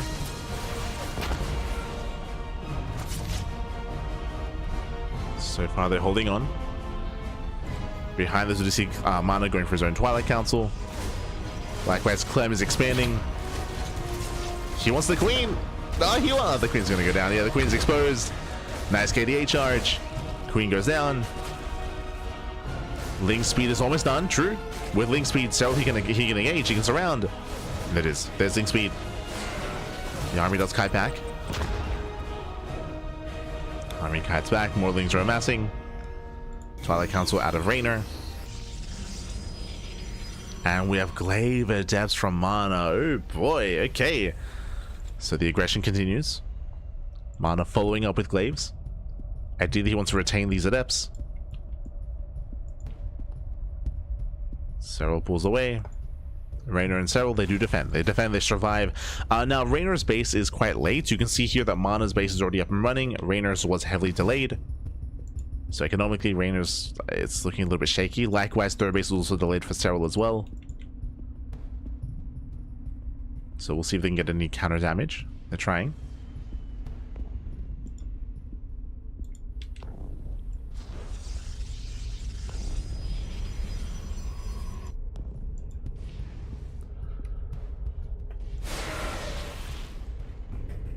trying to. Anyway, we have our follow-up sim timing here. It's going to be the 3-1-1, I believe. Yeah. With +1, so it's going to be very strong timing here from Clem and Mana. Glaive's almost complete. The Marines are building up back at home. I see Serral attempting to surround. And together they can, I mean, they can work together here. We have Reynor from one side, we have Serral from the other. Say that Serral actually races back home. So no surround potential. Let's say don't commit to the shade. Reynor, who was faked out. Did fake out. That's 20 more links in production for Serral. He's cutting saturation. Baneling Nest on the way as well. So we're getting a little bit rowdy. Getting rowdy. As Lings they try to engage. At F they hold their own. The Lings they just cannot. They kind of push into this.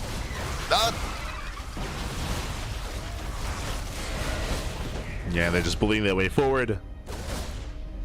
And here comes the main army. Here comes the bio. The Marines are coming. Stim is coming. We have 6 Banelings on the way. 9 Banelings. Baneling speed is not... the lair really just started?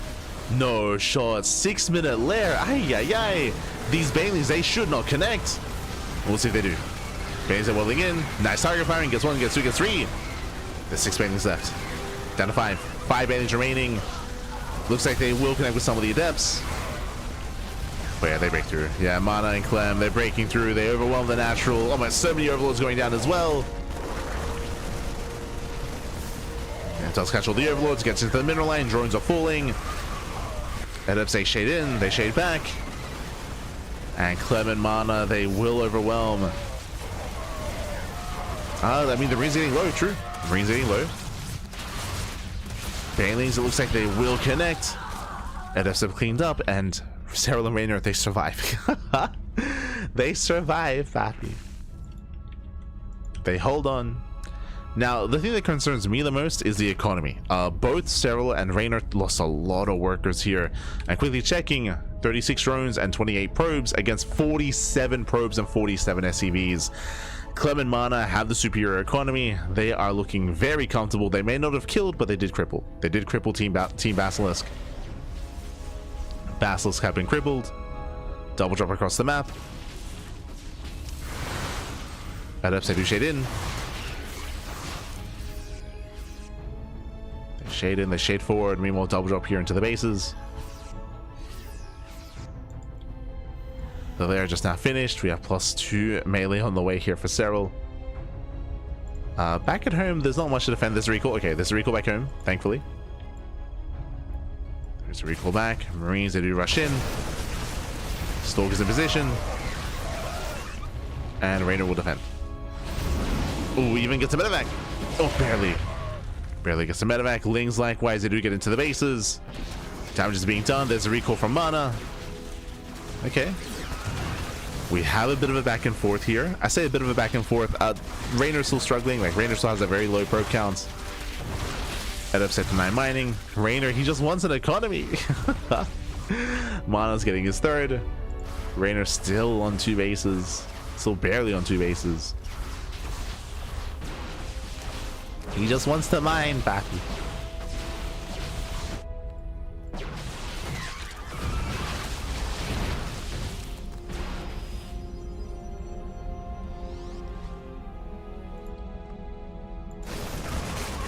And again, Reynor and Serral, they're just being pulled apart. Just some critical damage. And here comes Mana's main army. Likewise, drops from Clem. They just keep going. So going for a split push. Clem gets spotted. Oh no, it's unable to blink over to the other side. Adepts A shade in, and Mana's main army headed towards the bases of Serral. Serral trying to respond, or trying to react. There's only so much he can do. They've just split out so much throughout the course of this game.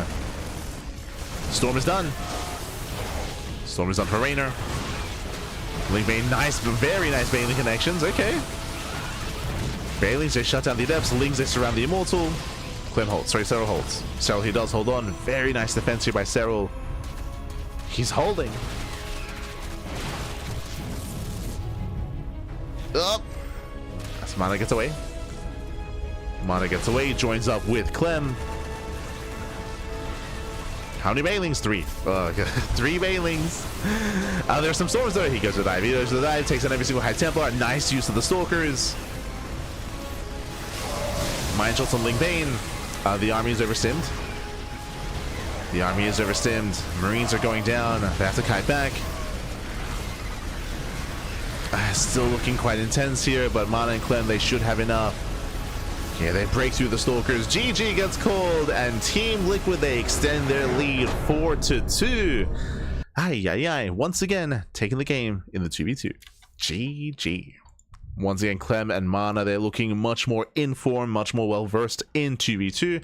And with that, they're able to take another game off of both Serral and Reynor. GG. GG, well played. They do take that next game, and now the pressure's on. The pressure is on Team Basilisk. Now, what do they have going for them, though? Up next, we have our next set of 1v1s with both Reynor and Serral stepping up to the plate. This is where they are at their best. This is where Basilisk are at their strongest. Now, the one concern that I have, though, is that they had the benefit in their first lineups of knowing where players are being fielded, and they used Rotterdam to tank Clem. That is no longer the case. They no longer have that advantage, and as a result, the stars do align, and Clem lands on Reynor, or Reynor lands on Clem. This is where I'm going to be favoring Clem. This is where Basilisk, they need Reynor to step it up, and they need Reynor to get a win here, to get a point on the board. We'll see if he can pull it off. We'll see if he can pull it off here. It's not going to be easy. Oh boy. As we are loading into 10,000 feet. Loading into one of the more aggressive maps in the map pool. Let's go. As spawning in the bottom hand corner of 10,000 feet, we have the French Terran player. We have the blue Terran representing Team Liquid. With a 4-2 lead in the series so far, it is a Clem. And spawning in the top left-hand corner, we have his opponent. We have the red Zerg player. We have the Italian Zerg representing Basilisk. It is Reynor.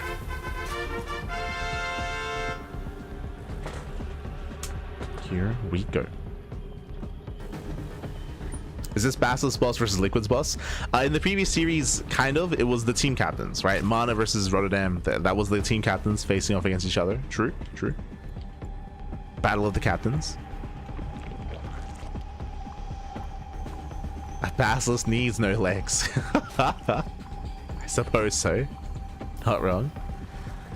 Miss L and Reynor 2v2. I know. I recommend the VODs. Oh, it looks like we had a pause, but I do recommend the VODs. If you haven't tuned in, check out our YouTube channel. We did see Reynor and Serral already playing 2 2v2s tonight. And they might play another. They might play another, depending on whether or not they can bring it back. Again, the pressure is on Reynor. The pressure is on Reynor, and he's up against the best Terran in the world. He's up against the best Terran in the world, up against the ace player of Team Liquid. Oh boy.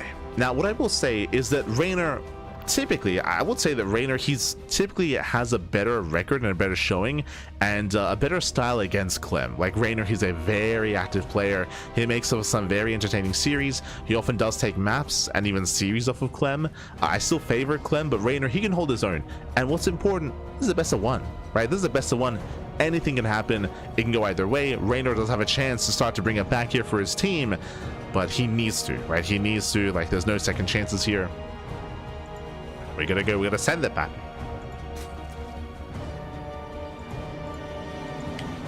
Now, the scary thing, though, is that we're loading into 10,000 feet. 10,000 feet is one of the more aggressive maps in the map pool. It is one of the more quote-unquote rush maps compared to, say, Throne of Dunes or the Old Republic or White Rabbit or some of the other TLMC maps. So this is a little bit smaller, is more aggressive. The bases are a little bit more open, and you even have the center expansion, which is more exposed to the to the other side, to the center pathway. So tanks can abuse, tanks can punish.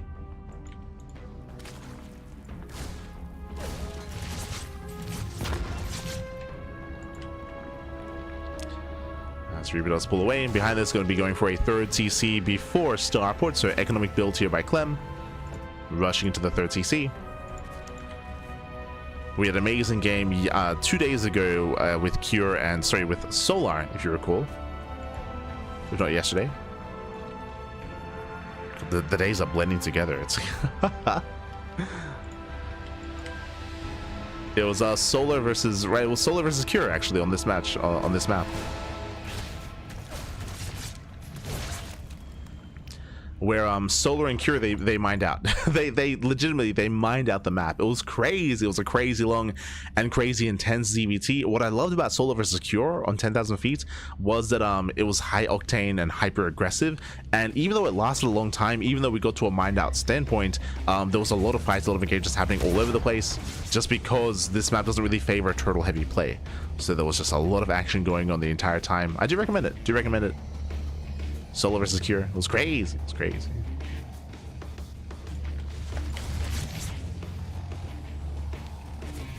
And we'll see if Reynor and Clem can live up to it.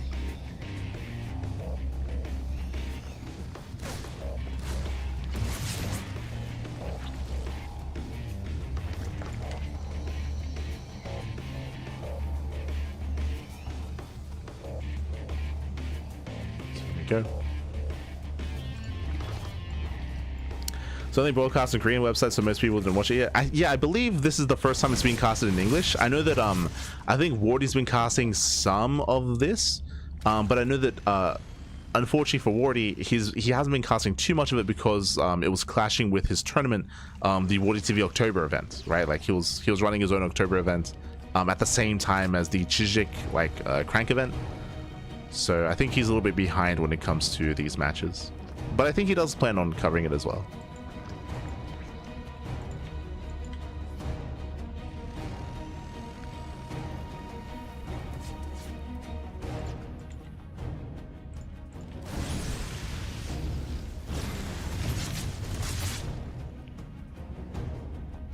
Here we go. Here we go. So now Clem does pull away. Yo, big shout out to Jojo Power Ranger. Let's go. Thank you so much. Thank you so much for subscribing to Twitch Prime for 3 months. Thank you, Papi. Thank you. The crossover we all needed. The Mighty Morphin and JoJo's Bizarre Adventures. That's what. Oh no. Not like this. For now, Clem is securing his third base, taking the triangular third. Hellion Banshee poking in to deny some creep.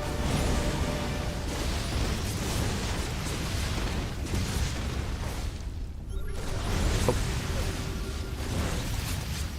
As this is going to be what, 3? A tumor is going to be shut down.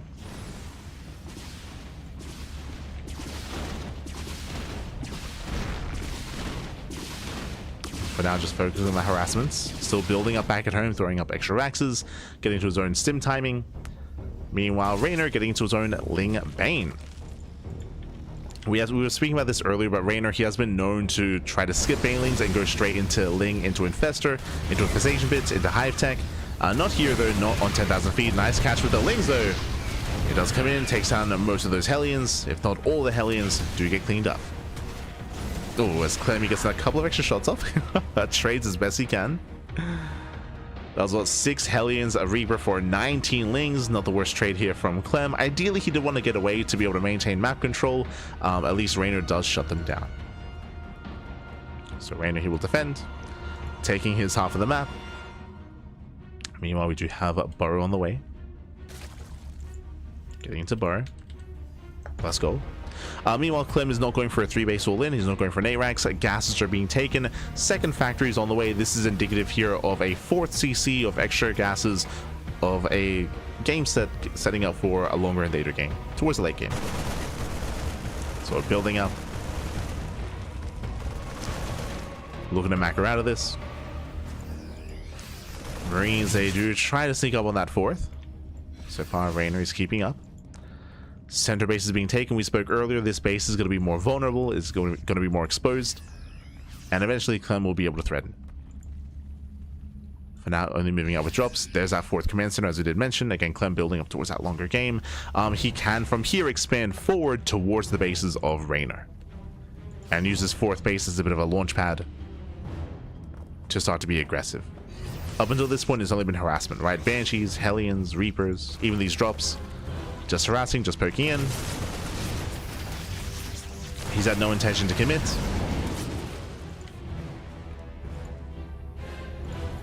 he does pull away. Pulls back, pulls away. Waiting for his fourth CC.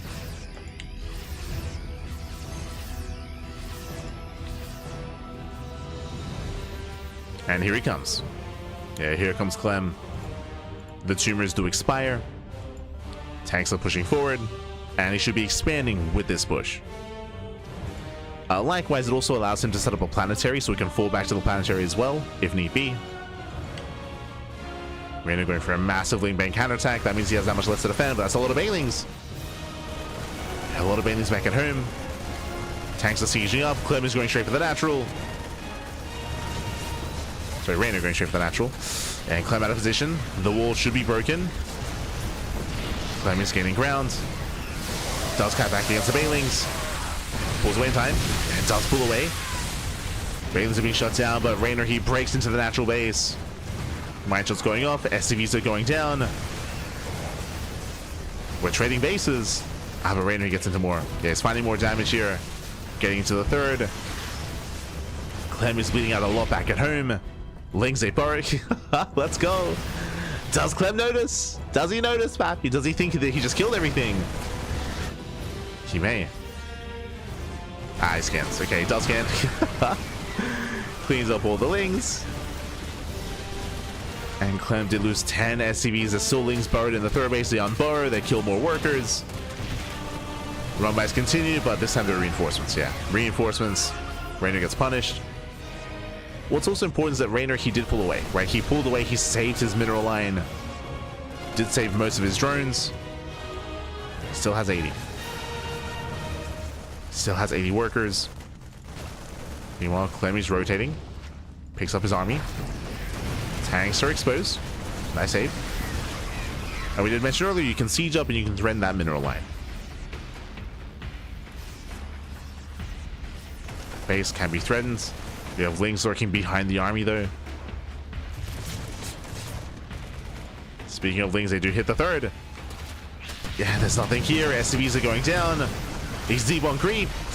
Clem getting caught out. Oh no! Yeah, he can't get away. Banelings, they crash in. Not the best connections though. Clem maintains his army. At the same time, the third base is forfeit. 17 SCV kills. Insane damage here across the map. And Reynor's holding. Reynor is holding on. The tanks are low. Banshee's doing what they can. We're getting messy. Lings did kill the mineral line, but it comes down to the army size. There are 11 Banelings left. Does pick up. Forced to pick up. Pulls away. Oof. Mind shots going off.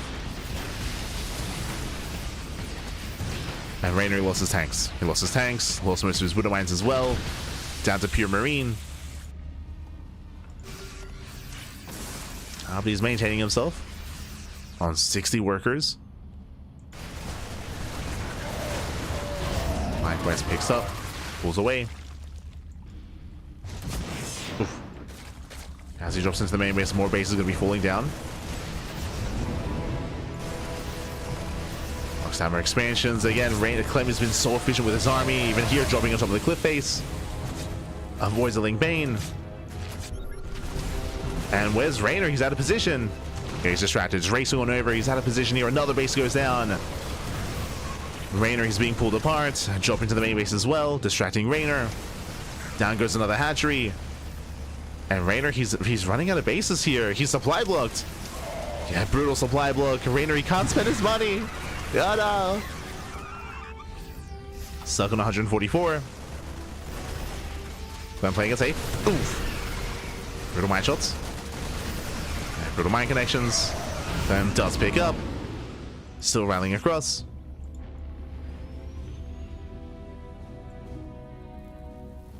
Ramiri is still rallying.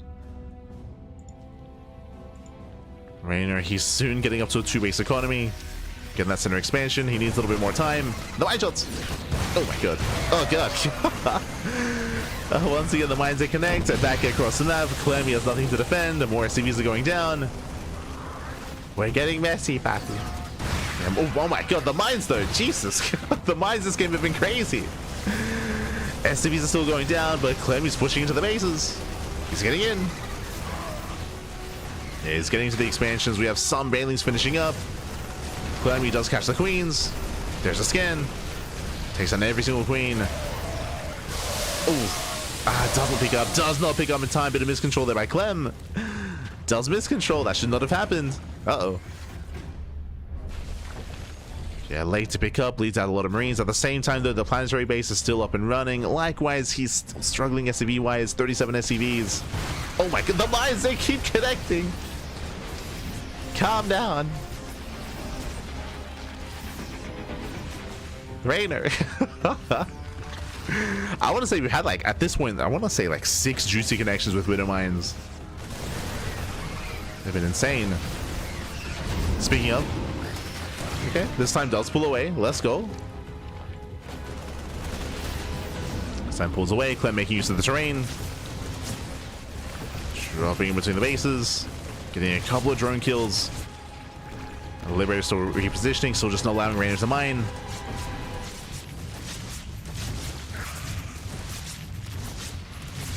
Okay, 4 more drones. 4 more drone kills. Clem's still rallying. He has so many medevacs. And he's getting 3-3. Yeah, 3-3's on the way. Goes to the base, takes down an expansion. Ay, ay, ay. Reynor down to 1 actual mining base, and even then it's barely standing. Reynor, he can't keep up. Not anymore. Not like this. Oh god. Not again. What's that, 7? As Widowmine survives with 13 kills. Ah. Not the Widowmines. Gets another expansion, does force another cancel.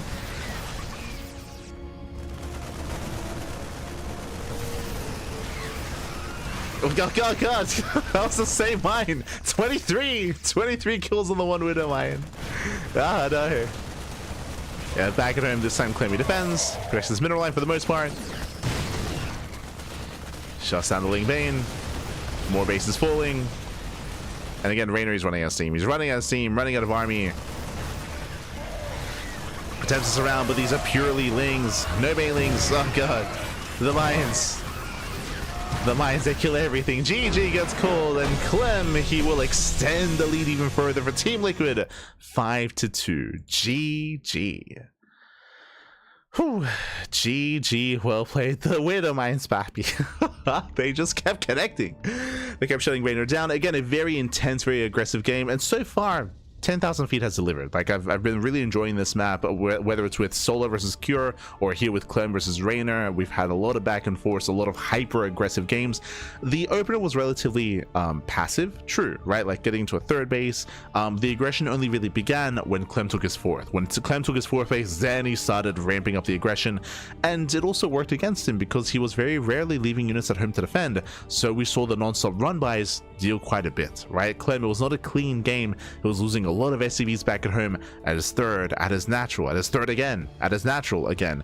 His planetary was safe at his 4th base, and his main base was safe, but his natural and 3rd base just kept getting hammered. It allowed Reynor to keep up in a way and to try to keep the game as messy as possible. When it came to the main fights, Clem was out trading, 100%. He was just out trading. Was outmaneuvering.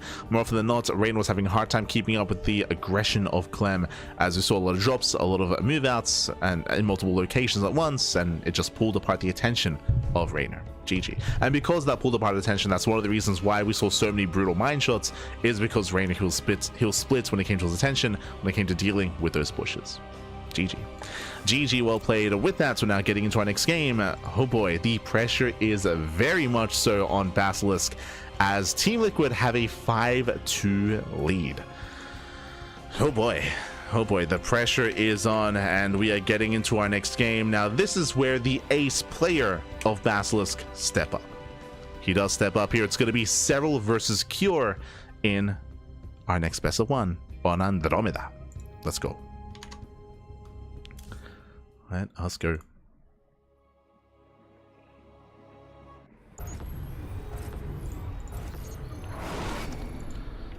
Spawning in the top right-hand corner. Top right-hand corner here of Andromeda, we have the red Zerg player. We have the red Zerg player himself representing Basilisk. Down, heavily down here in this series, and he has to begin that comeback soon. It is Serral. The best Zerg player in the world, the ace player for Basilisk, and spawning in the bottom left-hand corner, we have his opponents. We have the South Korean Terran player. We have the blue Terran for Team Liquid. It is Cure. Let's go as we move out with 1 and with 2 SCVs. Cure looking to cheese Serral out. Oh boy. The Raxes are coming, Fappy. Here we go. So it's going to be 2 racks, a Marine, a Bunker Rush here out of Cure.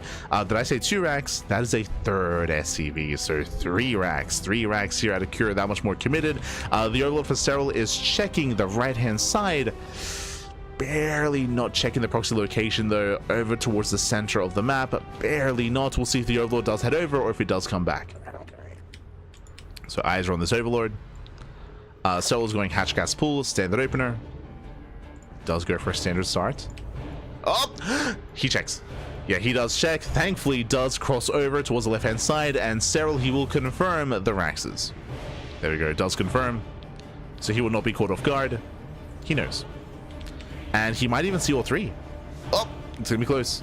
There we go. He does see all 3. He confirms that this is even more committed. Now, against a 2-Rax Reaper, it is common to pull the boys, to disrupt, to deny the bunkers, and to shut this down. Against 3 Racks, it is much more difficult because there are extra Marines, and they can punish you and snowball out of control. So now Serral, he's at least aware that there are going to be extra Marines. It is more committed than a regular 2 Racks.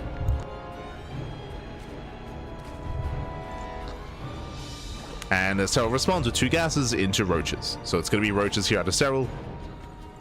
Bunkers on the way. Serral, he may just give up on his natural. True. May just give up on it. Roach Horn has been thrown down. And we do see Cure, he ignores the natural. He's going into the main. He's going into the main base. And I'm mining. Threading those workers. I mean, this is impacting the economy quite heavily here. And he should have killed not just the base, but there we go. He does force a cancel on the Lings. Cancels the Queen. Kills the natural. And it's going to be all about that Roach follow-up.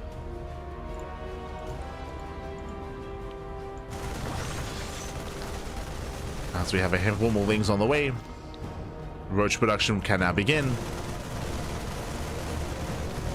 After he goes down. Broodlings, they don't quite get the Marine. Yeah, not quite. Now Cure pushing into the main. Does move in. Wants drones. Oh, going for the Queen instead. Lings are going to be going down.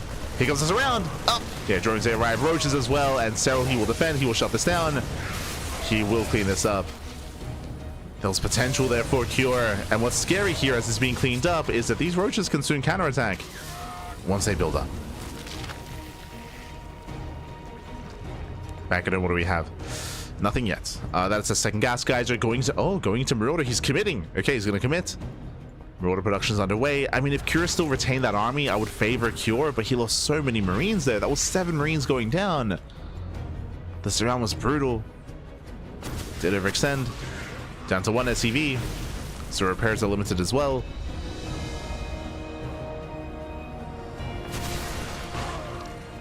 Thankfully, Serral, he was supply blocked. Just now finishing up the Overlord. Overlord does finish. Concussor Shell is almost done. And Cure, he needs to catch these Ravagers. So what he's looking for here.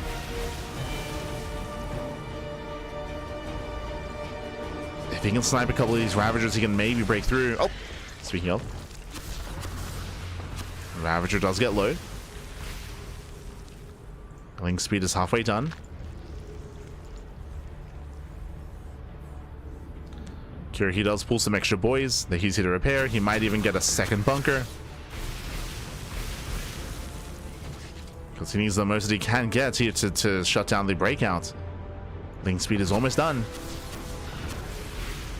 And soon Serral is going to flood out of his main.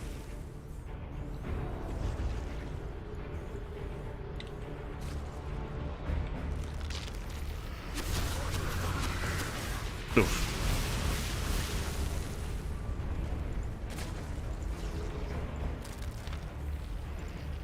We're getting their Ling speed finishing up in 8 seconds. So far, 16 Lings, that's 6 Ravagers. 1 more Ravager on the way.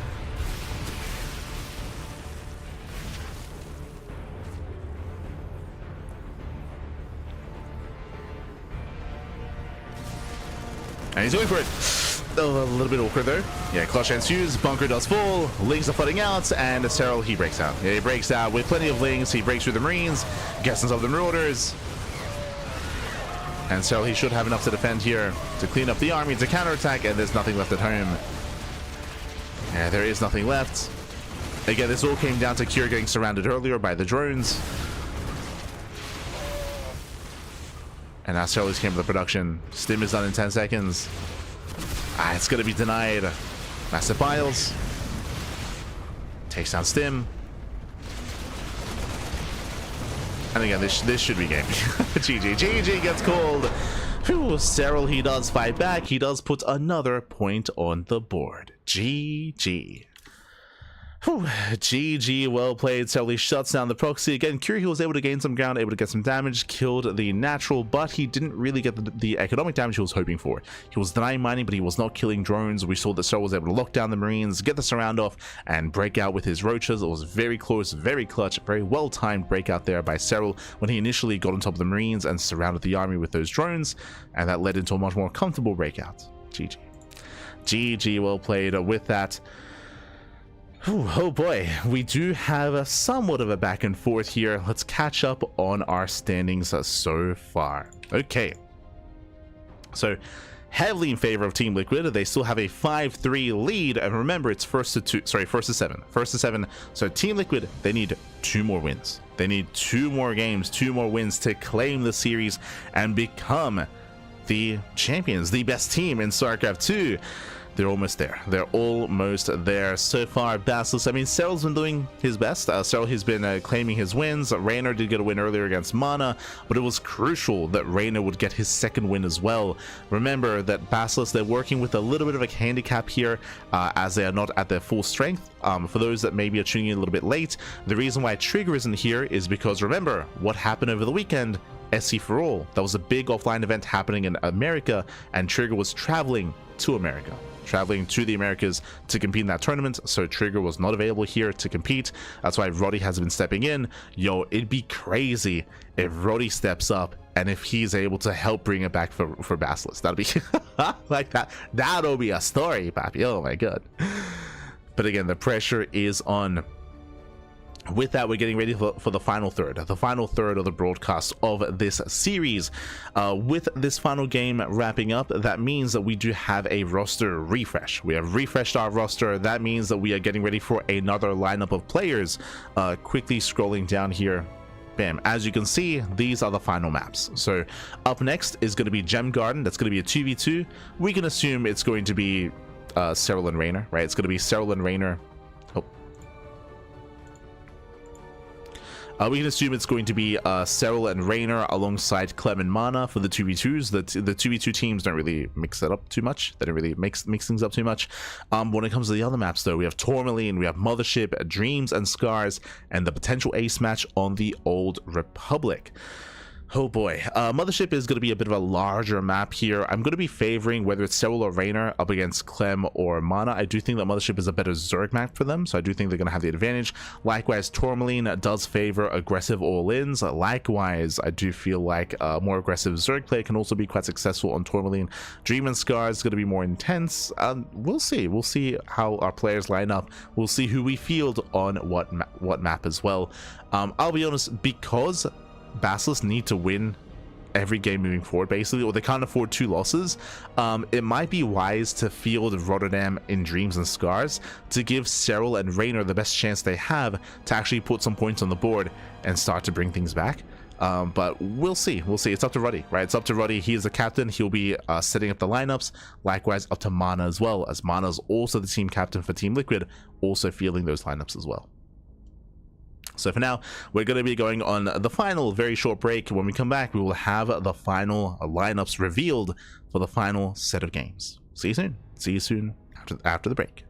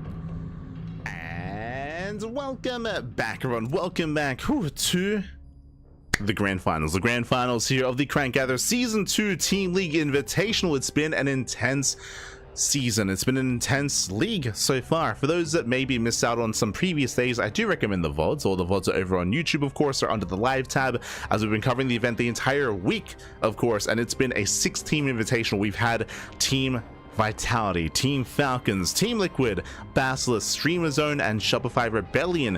We've had 6 of the best teams in StarCraft 2 facing off time and time again throughout the preliminary stage, throughout the group stage, into the playoffs as well. And we've reached our top 2 teams, Basilisk and Team Liquid, and we're here to see how the story ends. As so far, Team Liquid, they up heavily in the series 5-3, and we'll see if Basilisk can start to bring it back. Let us head on over here to the lineups. Mana and Roddy, they have been deliberating amongst themselves how to bring this all together, who to field on what map, and it all begins with the 2v2. Let's go. As the lineups, we have them revealed, and no surprises here. Oh, actually, there is a bit of a surprise. So first things first, we have our 2v2, Serral and Mana up against Clem. Sorry, Serral and Reynor up against Clem and Mana. My apologies. We have our typical duos here, but Basilisk have been struggling. You know, as we mentioned before, Reynor, he's not very well versed in 2v2, and they've been trying to work together here. Teamwork, maybe not the strongest suit between Serral and Reynor. You know, if you've been watching their Portal 2 playthrough on YouTube, yeah, you know, baby, it's and as you can see, there is a difference. Reynor, he is picking Zerg. No longer is he picking Protoss, so it's going to be a double Zerg duo. Now, typically, mirrored duos in 2v2 are considered to be weaker just because they're not able to kind of make up for their other teammates' kind of like weaknesses and able to really cover themselves in the early game and the mid game, unlike how like Hellions gain map control or Oracles can gain map control as well.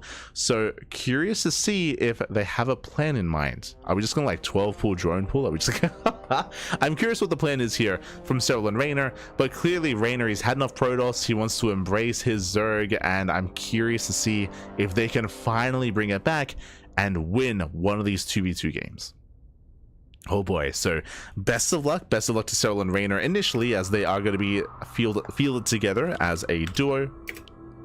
Meanwhile, they're going to be up against Clem and Mana. Meanwhile, after that, we have Serral up against Serral versus Clem on Tourmaline. Oh my god, it's happening. They finally do hit each other. The 2 ace players for Team Liquid and Basilisk, they're going to be playing on Tourmaline. Tourmaline is a smaller map, is a more aggressive map as well. And we'll get into that, of course. We'll get into that. There's a lot of potential, I will say, for Serral to try to end the game earlier. I can say the same thing for Clem, though, when it comes to 8 Raxes. We'll get to Tourmaline. Then we have Rotterdam on Mothership. Bold move. I assume that they were going to be fielding Rotterdam at the end of the broadcast, at the end of the matches, to give Serral and Reynor the best chances to actually bring it together and put some points on the board.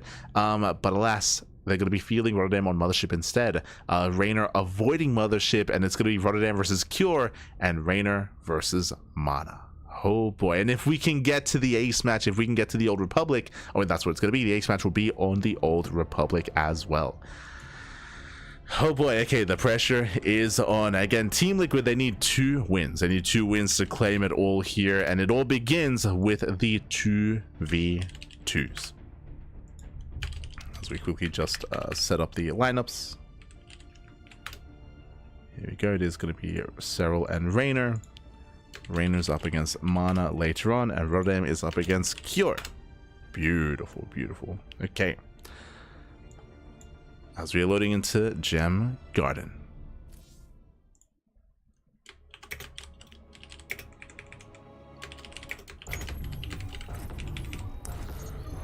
So just setting up the stream tile, and here we go, spawning in the top right hand corner here of Gem Garden for the first time.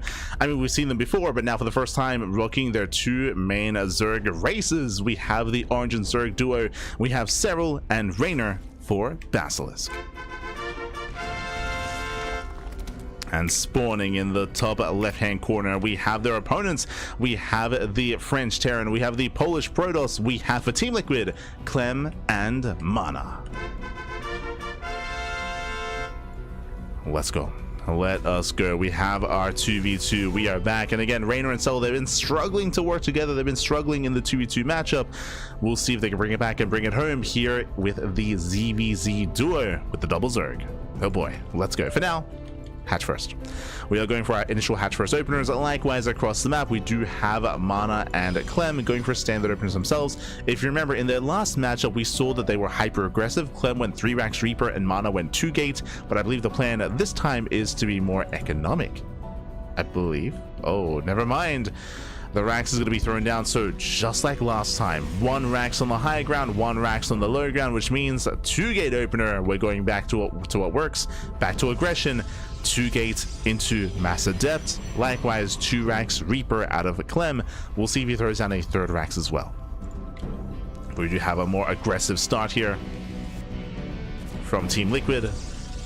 Meanwhile, from Team Basilisk, obviously no drone scouting, true. So drone scouting is not really a thing, so no drone scouting. They're going to rely on their overlords to scout instead, which means it's going to be more difficult to confirm what's going on as we commit into a 3rd rack. So I'm getting deja vu. 3 ranks Reaper. Now, last time, Reynor was able to probe scout, and Reynor was pinging, if you remember who was pinging. He was letting Serral know what the build was and that they were up against a more aggressive all-in. This time, they don't have as much information to work with. As the probe scout Mana confirms that the hatch first. Oh, Reynor's going gasless. So gasless opener out of Reynor, which means late link speed, late gas. He's going to have to rely on purely queen and low link defense, or slow link defense, I meant to say. Meanwhile, standard hatch gas pull out of Serral. Serral, he will have eventually link speed. Now, with a delayed link speed timing, that means that these Reapers that are going to be amassing for Clem have a longer kind of lifespan. It means that there's going to be more time that they have for themselves here to wreak havoc. Reaper does poke in. It's going to be up to the Queens to zone. So far, so good. Queens, they do zone away the Reaper. Reapers are building up. Adepts as well. And we'll see how Reynor and Serral can work together to defend. Link speed is on the way for Serral. As we mentioned before, Reynor is cutting corners. Reapers, they don't quite find a way in. Not yet.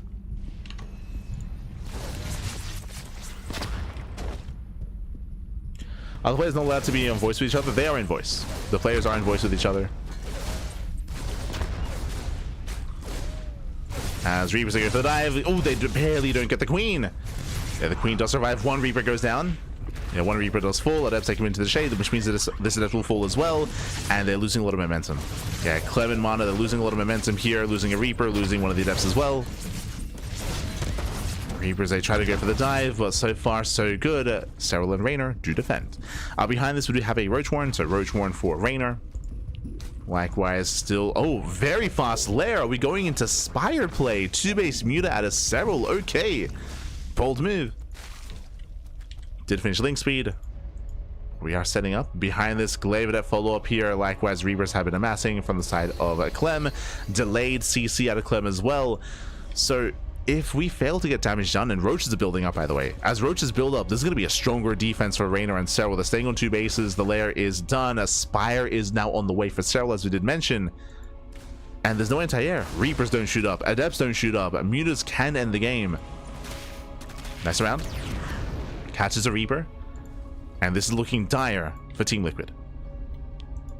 Yeah, Team Liquid, they need to find damage soon, but they have to wait for the upgrade. They have to wait for Glaives. They're waiting for Glaives. Clem is checking for 3rd bases. He sees there is no expansion. Something is wrong. Like, where's all that money being spent? They still don't know. They still do not know. Yeah, Stim is on the way. +1 attack as well. Stargate follow-up here by Mana. But again, it's a late Stargate. Delay tech. Roaches are ready. Again, it's basically Reynor's defending with Roaches, and Serral, he's being cheeky, going into the Mutas. Can he get there? Ninja base. Serral does expand. Does try to. Reynor going for a more standard expansion. You can see Clem and Mana, they're rotating to 9 bases. There is no expansion. They don't find Serral. They don't find his hatchery. That's triple Stargate. Oh my god. Pokes in, confirms Reynor is expanding. Mutas are on the way.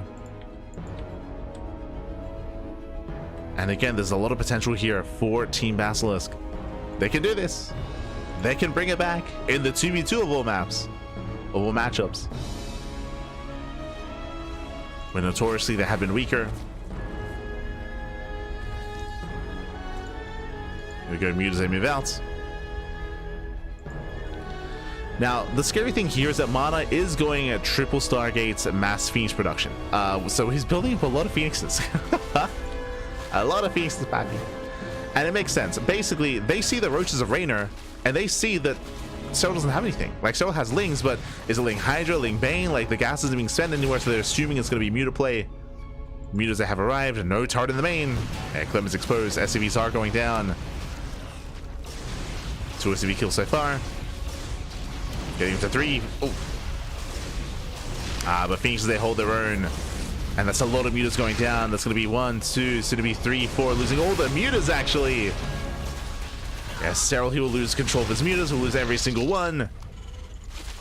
But now it's Reynor. Now it's time for Reynor to shine. Reynor's pushing in. Links to reinforce. Will force a cancel. Mana and Clem, they're stuck on 2 bases. Remember, their expansions were delayed as well. Reynor does have a terrifying army.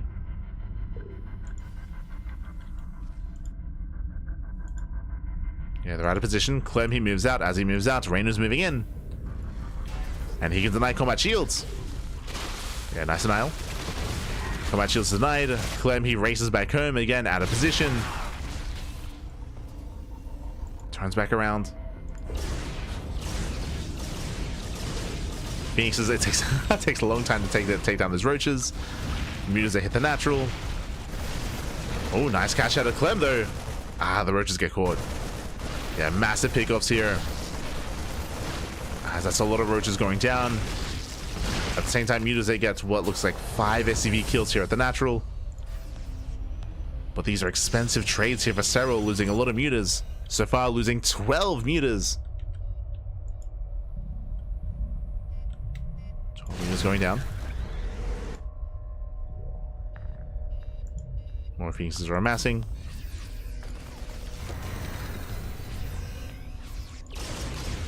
Someone's pushing towards the south side. And Phoenix to deny some mining. They get a couple drones. Oh no! You know, 1 Phoenix left behind. Marines, they rotate. There are Lings to defend, but only Zerglings.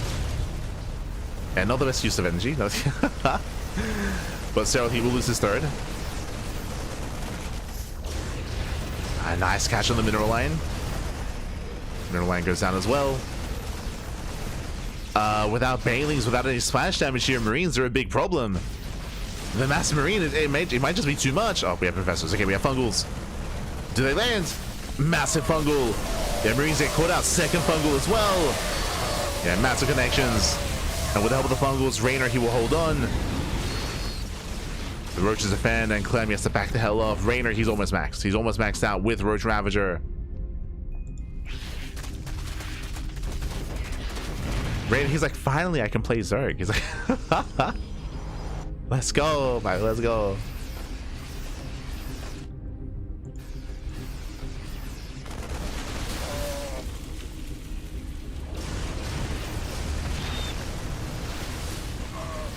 Again, Reynor's moving in. Corruptors are here to support. Again, Serral playing more of a supportive role with those Corruptors. And Reynor's pushing in. Reynor's pushing in. Going for the Nexus. Nexus should go down. And again, it's just a numbers game at this point. Clem and Mana, they've just been outscaled. They do not have enough. There's not enough supply. Biles are connecting as well. Ay, ay, ay. And as they're trading, as they're distracting, Lings, they flood into the mineral line. Serral, he gets in. Gets into the bases. SCV is going to be going down.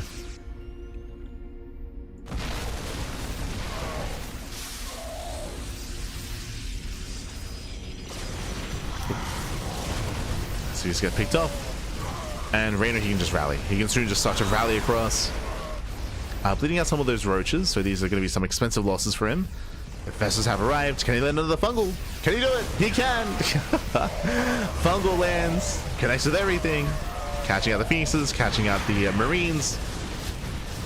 And GG gets called. The comeback has begun. Reynor and Serral, they do fight back in the 2v2. GG.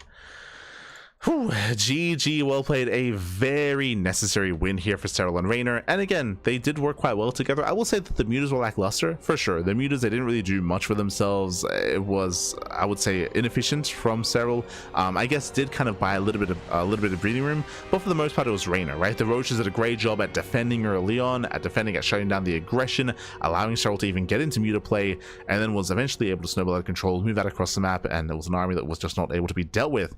Unfortunately, Clem and Mana, they were late to take a third base, never had a fourth either. Like, their own economies were stifled because of how aggressive they were initially. GG, well played. And with that, another point here for Basilisk, a very important point as well.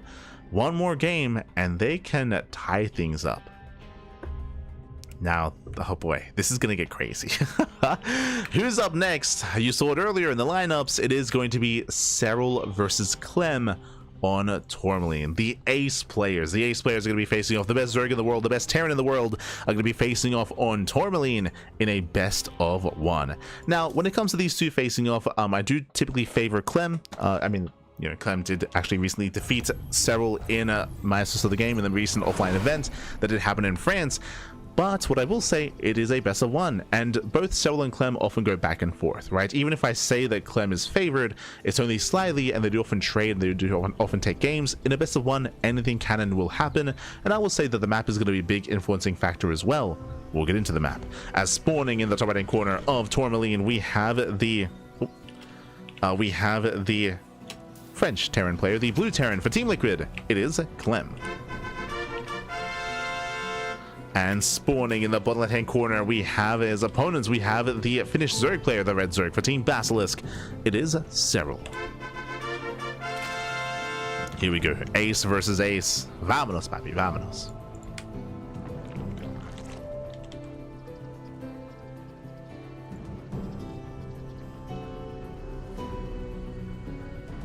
Sometimes you just say, look here and ping in place while trying to describe it. Yes, yes.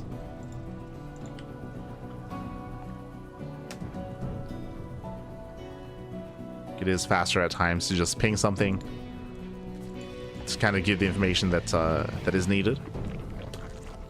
For now though, hatch gas pool, we do have our standard opener out of Serral. Likewise, Clem going for a Rax expand, no setup for 2 Rax Reapers, and welcome to Tourmaline. Now, Tourmaline is an interesting map. I would say it's a map that does favor aggression. It is a little bit on the larger side of things, that is true, but the rush distance by ground is very direct, referring to the rush distance or the pathway from this natural that the SCV is going on, to the natural all the way over towards the natural base of Serral. As you can see here, there's no side blockers, there's no ramps, there's no high ground or low ground, there's no points of elevation.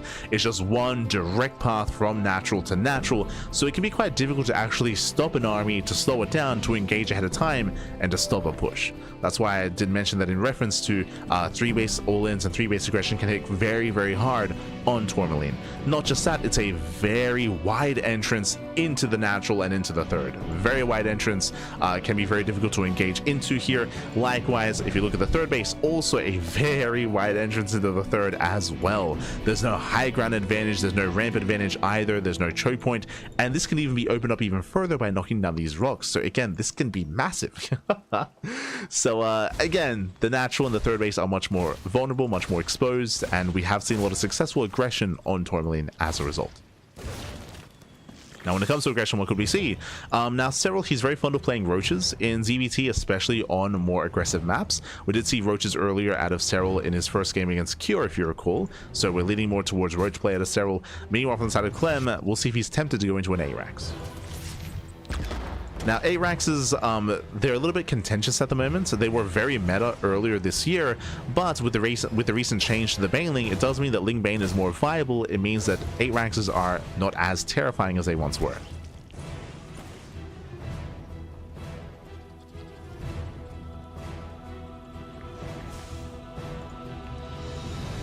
So we'll see if our players do drones, saturate, and build up into a standard game instead.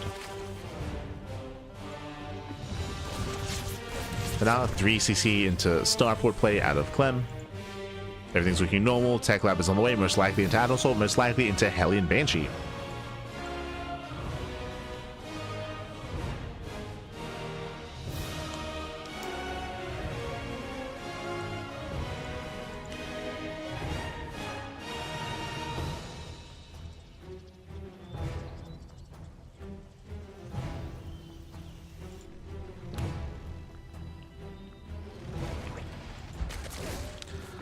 Reaper does dip in, just poking, just prodding. Banshee production has begun. Ling does get a scout off though. Yeah, getting into the main. Barely couldn't see it. With that scout, the Ling does confirm the 111, does confirm the starport on the tech lab. So Serral is aware. Is where that Banshee play. Rotates the queens, and so far it's keeping up. We should soon be seeing our tech of choice, whether it's going to be Lair first, Evo Chambers first, or tech first, and we have the answer, Lair. So a little bit greedier here by Clem, rushing into Lair. This does mean that his upgrade's going to be more delayed, and likewise no defensive bailings early on, just in case. So Serral, he is cutting some corners.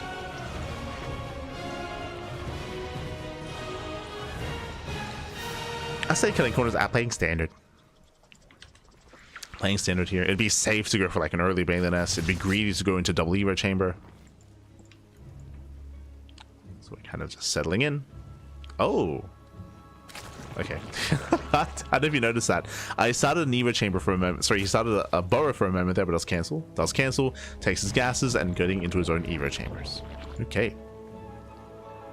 Just one Evo chamber though. Interesting. With 2 gases being taken, with 1 Evo chamber on the way, are we tempted to go into more gases and into a Spire? Are we tempted? +1 Carapace is on the way.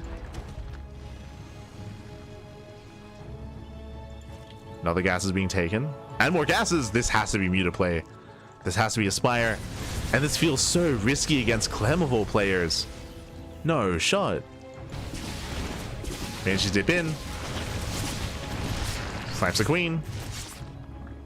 Queen does go down, waiting for the Spire. Show us what you got.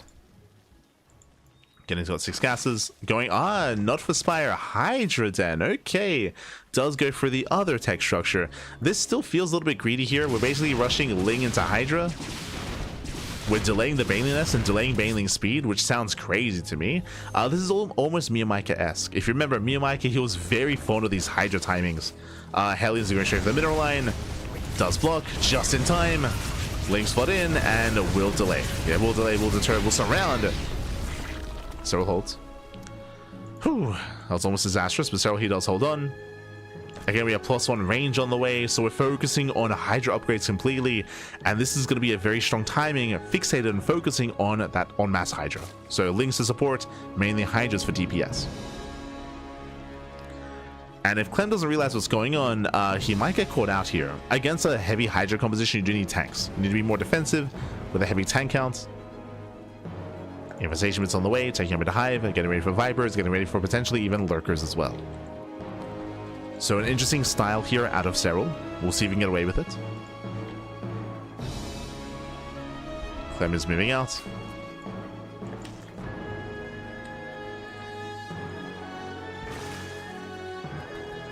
Was this best of 9 with revives? No, this is best of 13. No revives. Best of 13.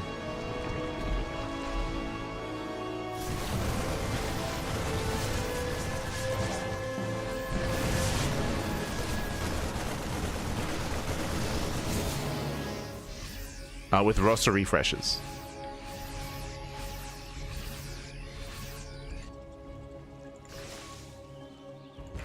So first team to 7. If it isn't clear, sorry, because might be tuning in for the first time. It's a team league match.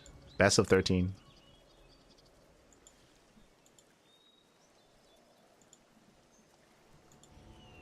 That's the only reason why, if you see, it says best of 1 in between Clem and Serral, because I don't know how to make it a best of 13. I don't think you can. Ling run by Zenaid. Clem is pushing in. Hive is on the way for Serral. So is a lurker. Then he has to buy a little bit more time. Ooh, that's going to be a lot of Hydras going down. There'll be 3 Hydras getting picked up. And Serral, he's rallying. Sorry, Clem. Clem is rallying. So we're going to try to collapse in. Remember, he has no Bailings. Here come the Fungals. Yeah, Infestors are coming in. The dog land the Fungal. But Marines, they tank it. Yeah, they tank the Fungal. They stim on forward. Where are the Lings? Oh my god. The Hydras are barely holding their own. There's 1 tank left. Again, so he's holding on. He's barely holding on. He's trying to buy time for his lurker den. He needs his lurkers. Without them, he is so exposed here. He's so vulnerable. Here comes the next wave. Here comes more tanks. Yeah, more tanks are coming in, and it's going to be a tough hold for Serral. Again, this is such a greedy style to play with. You're so vulnerable for so long until your lurkers pop out. You're so heavily reliant on those infestors. Speaking of, infestors trying to come in. Tanks, they zone away the ground army. As we mentioned before, tanks are ideal against mass Hydra compositions. And tanks, they shell away at the Hydras. Oof. Yeah, most of the Hydras do fall. Again, there's no link support. And it's just a brutal trade here. Serral, he falls behind in supply. Clem is still rallying. He's still got 2 tanks left over. And Clem has done it. Clem has done it. He has broken the back of Serral. Lurker Den is done, but it doesn't matter. Doesn't matter. Not here. Does force some friendly fire. Okay. Does force a bit of friendly fire. Clem is so close to breaking Serral. He's still rallying. Here come the lurkers. The first two lurkers of the game. Serral, he's almost there. Fungal grazed the army, but not ideal. I believe that was the final Fungal. Tanks are moving in. Lings are cleaned up. Oh, we have more Lings trickling in though. 2 lurkers have arrived. Serral, can he hold? Gets the tanks. Third tanks go down. Serral, he barely holds on. The lurkers have arrived. And Clem backs off. Clem, he backs off. He retreats, getting his sensor towers up and running, getting his 4th base, securing it. And the game will continue. Whew, okay.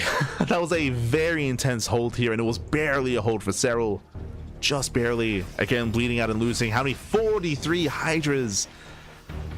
Again, efficiency heavily in favor of Clem.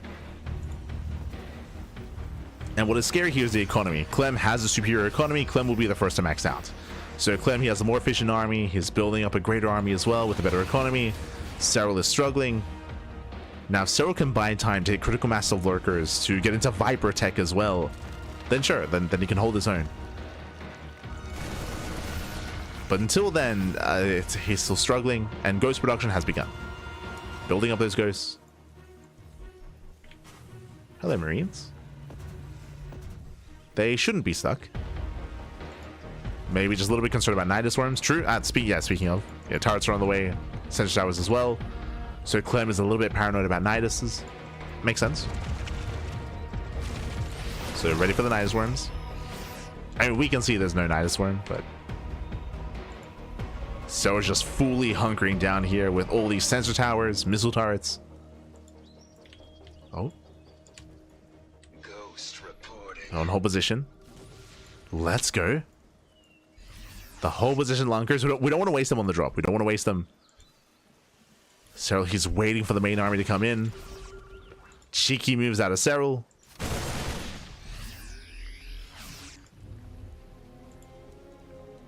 There's potential, Pappy. As long as Clem doesn't scan.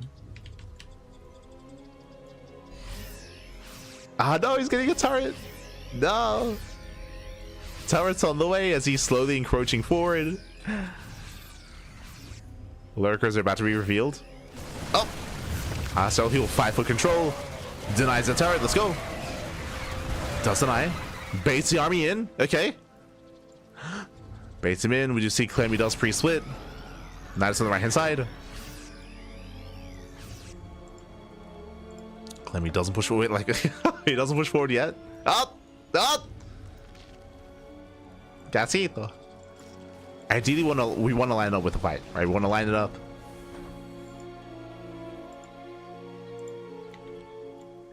Jesus. Oh, the army's clumped. Now would be the time to go in. Now is the time. Ah, he's in position, Pappy. Let's go. It's Nidus. He's going for it. Yeah, he goes for it. There we go. It does activate. You have massive connections. Marines go down. Lings, they flood in. He's going for the dive, going for the ghost. Doesn't quite catch them. Yeah, barely not, but still a nice trade here from Serral. He will lose those lurkers. One does barely get away. More lurkers moving in. Alright, getting to the mineral line. Clem, spread thin. Alright, what did they lose? Only one ghost. I did notice here. I did notice a lot of those lurker shots went off on the ghosts, and the ghost did survive. Only one ghost went down. The ghosts were low, as you can see. They got very low, but they did survive. That could have been so much worse for Clem. Ghosts, they might be light tanked, but they're tanky boys.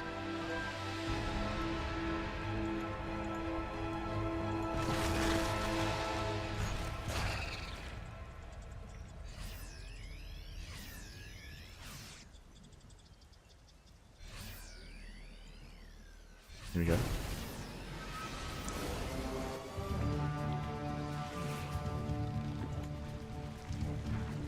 Yeah, so I'm here setting up more Nidus worms. Clem, he has secured his 5th base. True. He's on a 5-base economy. On a 5-base setup.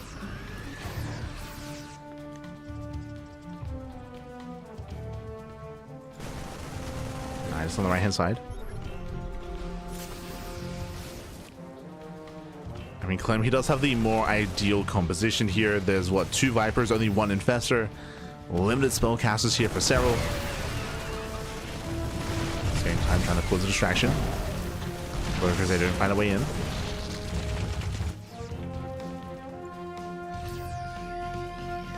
They do not get in.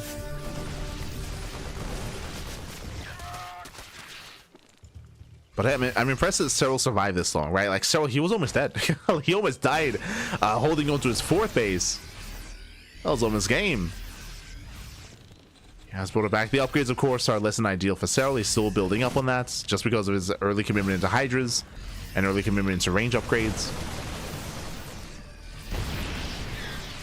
So he's still getting there. Likewise, Nidus does finish. Does finish up. Snipes are coming in. Ooh, and that's going to be a lot of lurkers falling. Yeah, 1 lurker gets away. Bit of trades there for the Terran. Oh, that must have back off. We'll lose the tank. We'll lose both. Both tanks going down. Clem does kite back.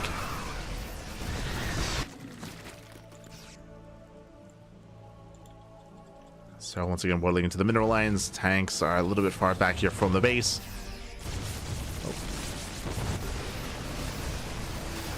Does snipe the center expansion, not bad. Center base goes down. Thankfully, we have more infestors on the way. We need those fungals.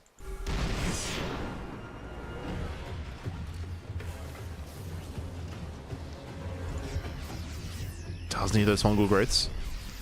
Meanwhile, there's no Spire, so there's no setup for Serral to tech up in towards Broodlords.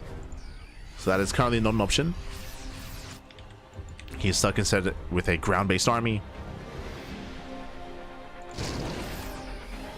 And likewise, he's still working on +3. Now, what's scary is that Clem, he should soon be working towards mass lib. Soon.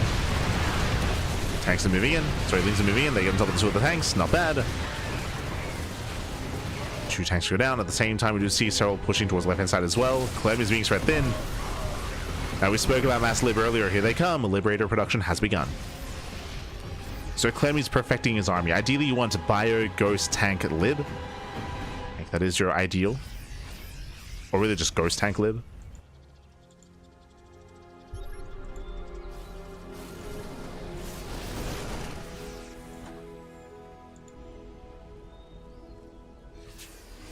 So Clem, he's almost there. I believe he's still lacking the upgrade. Yeah, he does not have limited range.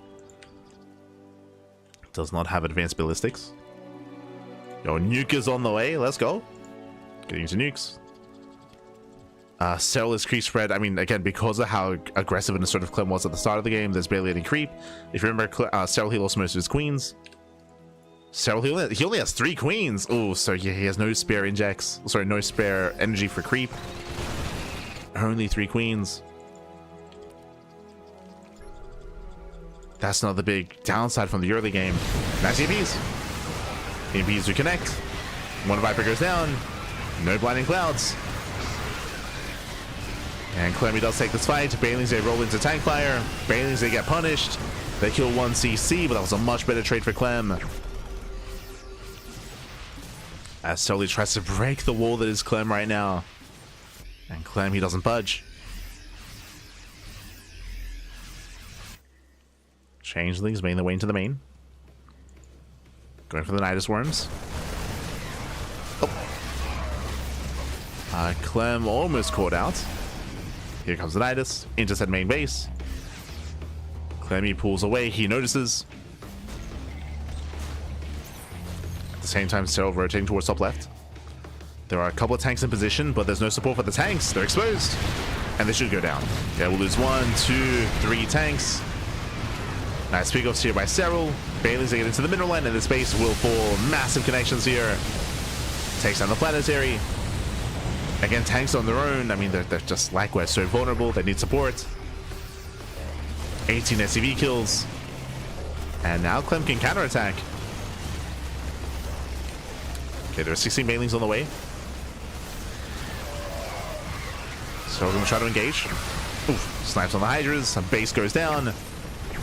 Drones as well. And then a training, right? 1 planetary for a hatchery. Lings, they get another tank. Once again, the tanks are on their own. Gets 1, 2, 3 tank at 4. Oh, God. Serral trying to engage. Trying to catch Clem distracted. I believe that was 3 tanks going down. Oh. Gets another. Yeah, 7 in total.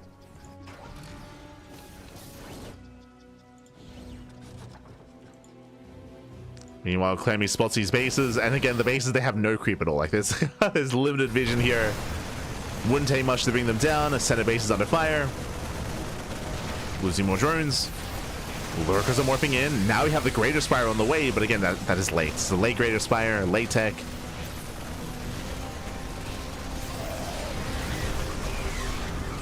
As whenever Clem pushes, he just gets bases. Just takes down hatcheries left and right.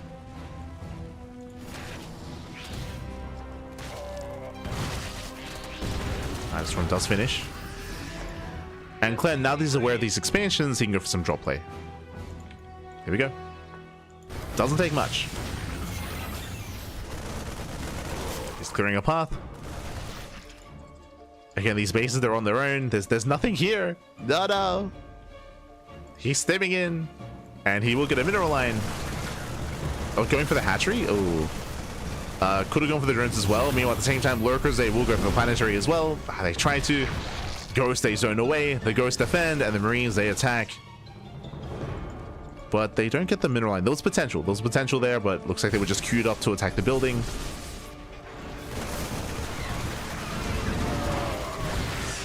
It's a lot of liberation. Jesus. And this is brutal. So this expansion from Clem is important because it isn't just a base, it's also allowing Clem to push forward into bottom right and bottom left, right? These 2 bases are going to be the next target here for Clem. And he can naturally defend his fresh base while attacking at the same time. Oof. More snipes going off. How many Liberators? 12! 12 Liberators. Serral does rotate over. This base here is more vulnerable. Yeah, Clemmy's on the right-hand side. Serral, he avoids the main army. Going right down the center instead. Let's go. Clem, he responds. Clem responds. He will lose these bases. Massive alien connections. Aliens do connect. Ghosts are going down.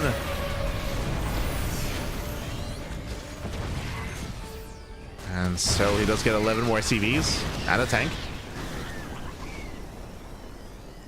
At the same time, Clem, he does get the expansion. Snipes, they pop up. Oof. Takes down the Nidus.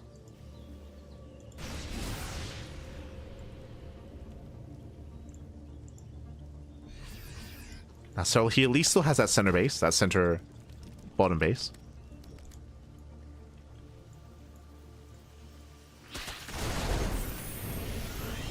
Leans to threaten. Serral taking top left himself. Taking both corner expansions. Which is nice, but can he maintain them? Can he hold on? Nice abductions. Gets 3. 3 Liberators go down.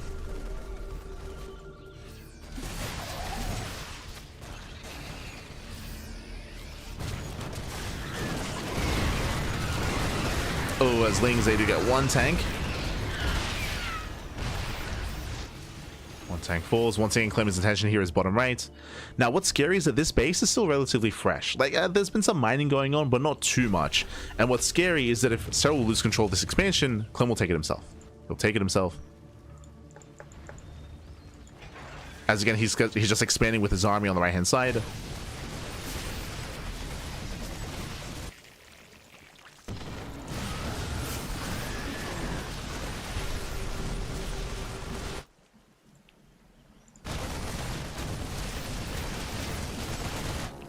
Same time, Serral going for his own counterattack. And he should get the planetary. Ah, never mind. There he goes, they respond. The planetary should go down to the banelings. Snipes on the Vipers. Oof. Does catch both Vipers. Nice fungal. Fungal connects, catching out the Ghost. Ghost getting caught. It's a rough trade here for Clem. And he will hold on, but he will lose a mineral line or half a mineral line. Lose part of his Ghost. But Clem, he took down bottom right, and now he's going top left. Oh no, this is the most important base for Serral. Remember, he's mining out. He's mining out towards the bottom side. He's mining out throughout the center. Oh, Ghost getting caught. Ah, never mind. Ghost, they pull away. Serral, he has to fight for this. Ah, he has to fight without spellcasters. Okay, Infestor coming in. Fungal does graze the army. Not bad. Gets a couple of Ghosts. Couple of Ghosts get caught out. Clem has to pull out, but Jesus, he has a brutal siege line here. Serral can't chase, and he will lose the expansion. He will lose the hatchery. The Infestor does not escape. And Serral, he's lost both corner expansions. Like, this is now his mining, his mining base here, the center expansion, center hatchery. And even then, he's mining out. Down to 5 patches.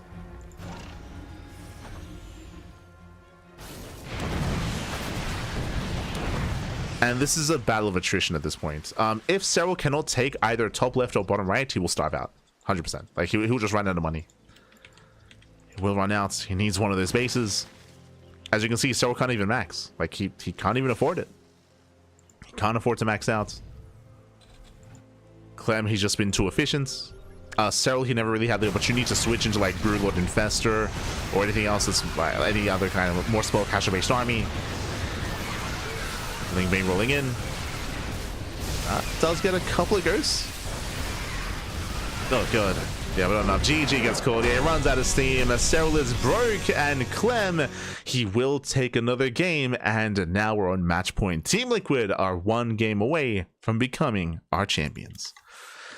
GG, well played. Again, it was a brutal start for Serral, winding it back. A big reason as to why Clem, I would say, was a little more comfortable in the longer and later game is because Serral had a really rough early to mid game. Winding it back, remember, Serral didn't play standard. He did not play standard. What did he do? He went into 6 gases early on. He skipped banelings. He skipped +1 melee. He went into range upgrades into a heavy Hydra composition. If you recall, the goal there was to build up into a heavy Hydra count and to commit to an attack across the map to try to break Clem early.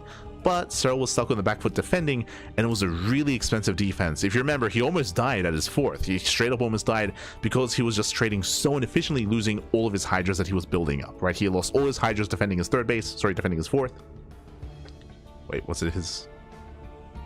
his third.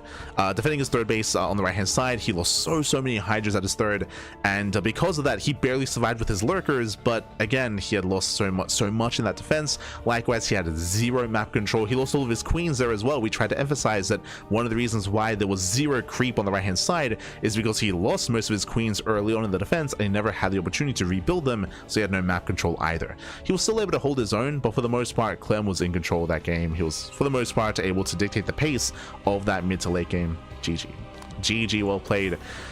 Whew. And with that, we're getting into our next game here. Oh boy. The pressure is on the pressure's on who? The pressure is on the captain himself.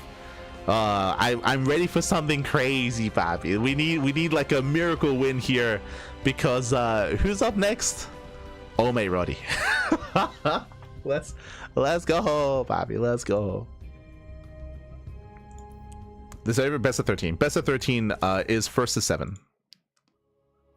Remember, best of 13 is first to 7 wins.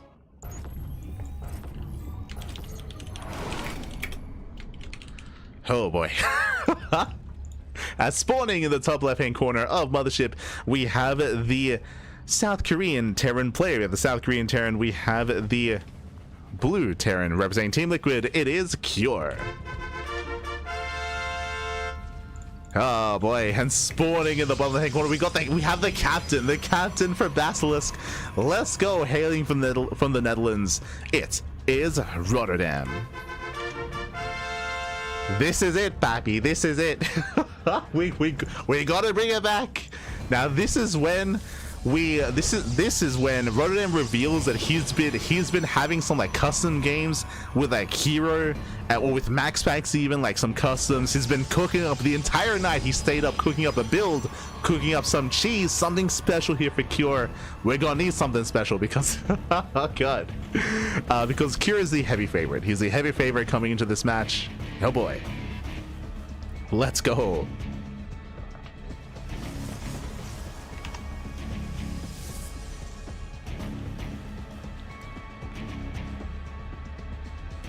Let us go. So just catching up with the chat.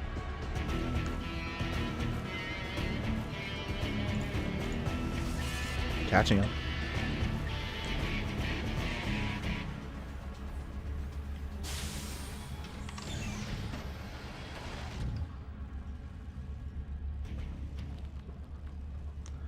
I was just responding. What was going on?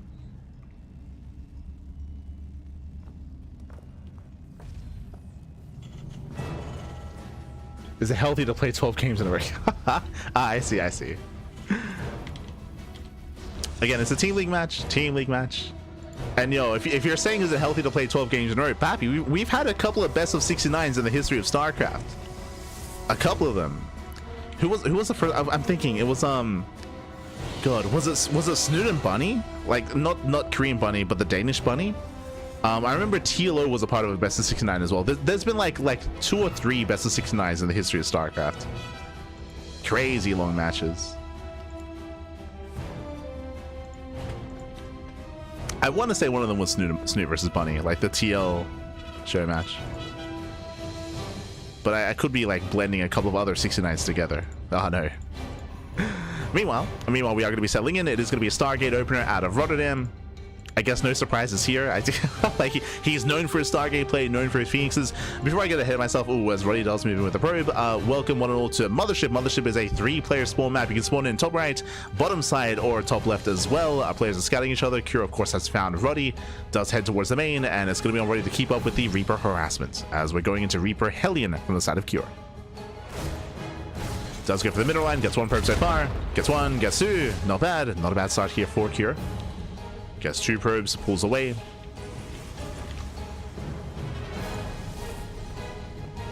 Best of what? Best of 69? Yeah, there's been a couple of best of 69s, like in the history of StarCraft. There's been a couple of them. Just crazy long series. Crazy long show matches. Oof. As Hellion gets shut down. 7, this is getting out of hand, by the way. 7 probes. 7 probe kills here. Ay. Reapers, they do break in. Once again, the shield battery is not done, and we're losing too much, Pappy. This is brutal here, as we're going to be losing up to 9 probes. No. Someone stop him. Cure, calm down, Pappy. Let him play. Let him play.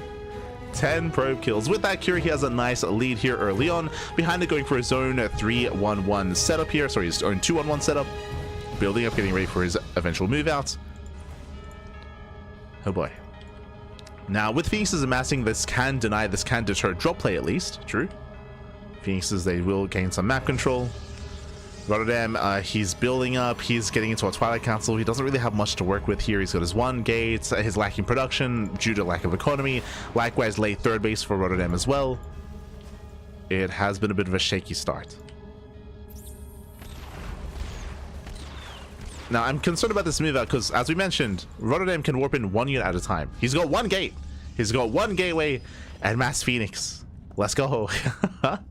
What do we have to work with here? Okay, so it's going to be, I mean, this is still a bit of a disjointed attack from Cure. He's got a Viking, he's got a Cyclone, a couple Marines. Like, it's a bit of a kitchen sink kind of push here from Cure. I'm sure he's like, you know what? I wonder what this gets done. I wonder. let's just see. There we go. Dust Bolt all the Phoenixes. So far, Rotterdam, he does hold. And we should be waiting for Stim. Like, we should wait for the Stim timing. Stim is on the way. Yep, Curie backs off. He backs off. He pulls back. He's like, oh, okay, you have some units. I'm going to pull back. I'm going to let you do you. Let's just saturate. Rotterdam is going to charge as a follow-up. So, Gateway Explosion into charge. So, charge out Phoenixes.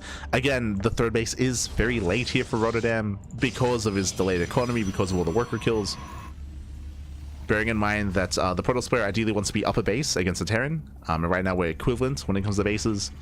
That's why Cure, he's going to be able to build up a greater army.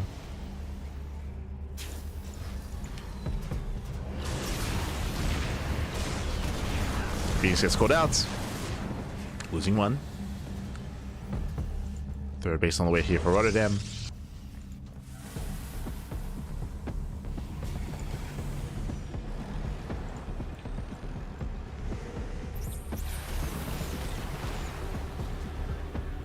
They sent out Roddy for the final series, or was it predetermined? You sort out your lineups ahead of time, so it was predetermined. That Rotterdam was going to play in this game. Technically, they could have fielded Reynor here, and they could have saved Roddy for the next game. But it was going to be one way or the other, right? And they did decide to field Reynor in the next game instead.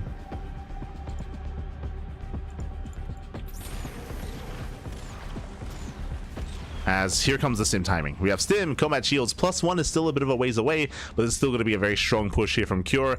What do we have to defend? Okay, we have 6 Phoenixes, we have 8 Zealots. Charge, thankfully, is done. We can see Rotterdam getting ready for harassment across the map. A 3rd CC on location here for Cure. Cure is pushing in. He gets eyes on the 3rd base. Doesn't want to waste his mines. Yeah, mine's just going for the Zealots. Yeah, brutal connections. Zealots, they take a lot of hits, and here he's snowballed out of control. He breaks roll the Zealots, takes down the Phoenixes, and there is nothing left here. Yeah, there's nothing left. A brutal star. GG gets called, and Cure, he will take the game. He will claim the series, and Team Liquid, they will win the tournament here. They will claim the series over Basilisk. GG. Whew. GG, well played. Congratulations here to Team Liquid as they do claim the series. They will be our champions. Coming into this Basilisk, they were the favored team, 100%. They were the favorite team coming into this. They came in from the upper bracket as well. There was a lot of hype behind them. They're even the reigning WTL champions, right? Like they are the reigning best team in StarCraft. But here, Team Liquid, they're able to rise from the ashes, rise up from the lower brackets, and claim the win in the end. GG, well played. Again, going through the lineups here, you can see how did this all begin. How did the best of 13 begin? We had Serral. Serral took down Cure early on the Old Republic. Clem took down Rotterdam on Mothership, as Roddy was fielded early on against Clem. Then we did have the 2v2s. Now this was a big kind of sticking point in this series, in this league.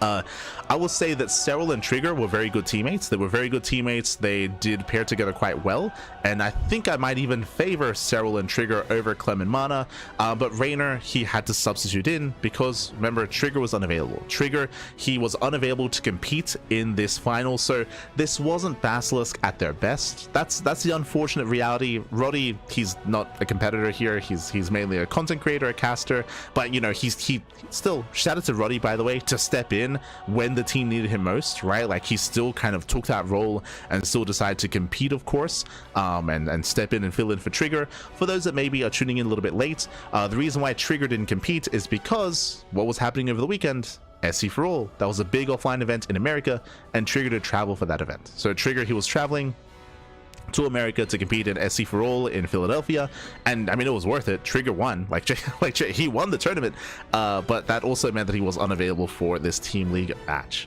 so that was a little bit unfortunate. That's why Rotterdam had to step in. That's also why Reynor played in the 2v2s, and again, Reynor and Serral, they're less experienced together as a 2v2 duo, less so than Serral and Trigger, so they were a little bit weaker, and this is where Team Liquid were able to get a lot of wins here. So Clem and Mana took down Reynor and Serral in the initial best of 1, in the 2v2, and in the second series as well, in the second best of 1 that they had alongside that. We saw that Reynor was able to fight back, took a map off of Mana. Mana took down Rotterdam on Ruby Rock. We had Clem taking down Reynor as well, and then of course we neared the end of the series. Serral, he had a crazy match, was able to take down Cure after a failed all-in. If you remember, Cure went for a proxy 3-backs and Serral shut it down.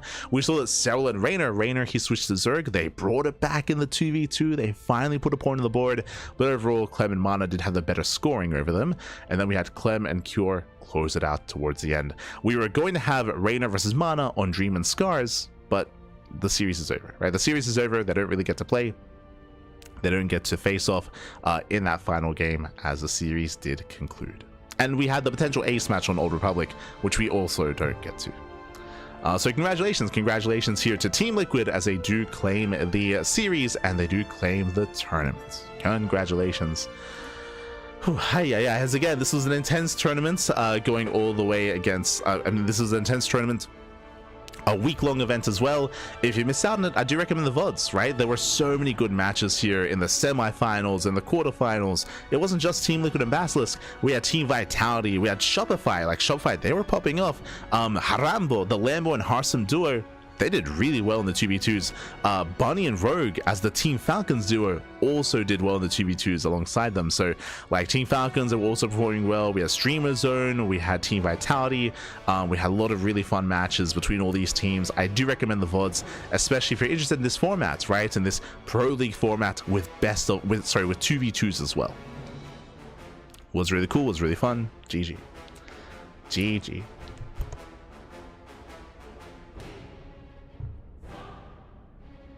Roddy played in the series because Trigger was traveling to SC for All, I think. Yes. That is true. Was traveling. But otherwise, thanks for watching. GG, well played. Hope you all enjoyed yourselves. Hope you all had a great time. And again, congratulations to Team Liquid. And I hope that we're able to see more of these Team League tournaments in the future. Remember, this was currently a one-off. This was a one-off event sponsored by Chijik. So a big shout out to Chijik. Chijik, they are a streaming platform over in Korea. They are a competitor to Afrika TV, to Soup, right? To Soup. They are a competitor, and this is not the first time they've sponsored a StarCraft 2 tournament. If you remember, they sponsored a couple of months of Alima League. True, they sponsored a couple of months of Alima League, and they also did sponsor the SC Evo tournament, the Murloc King tournament. And I believe they also have been behind some show matches as well, some other fun like streamer events, because again, they have their own ecosystem, they have their own streamers. I think they did have a fun, I think it was SC Evo, right? It was a fun SC Evo show match match tournament where they had Crank and Kiwian top. They had the two of them teach VTubers how to play StarCraft Evolution. And they had like a team show match between them, like Team Crank versus Team Top.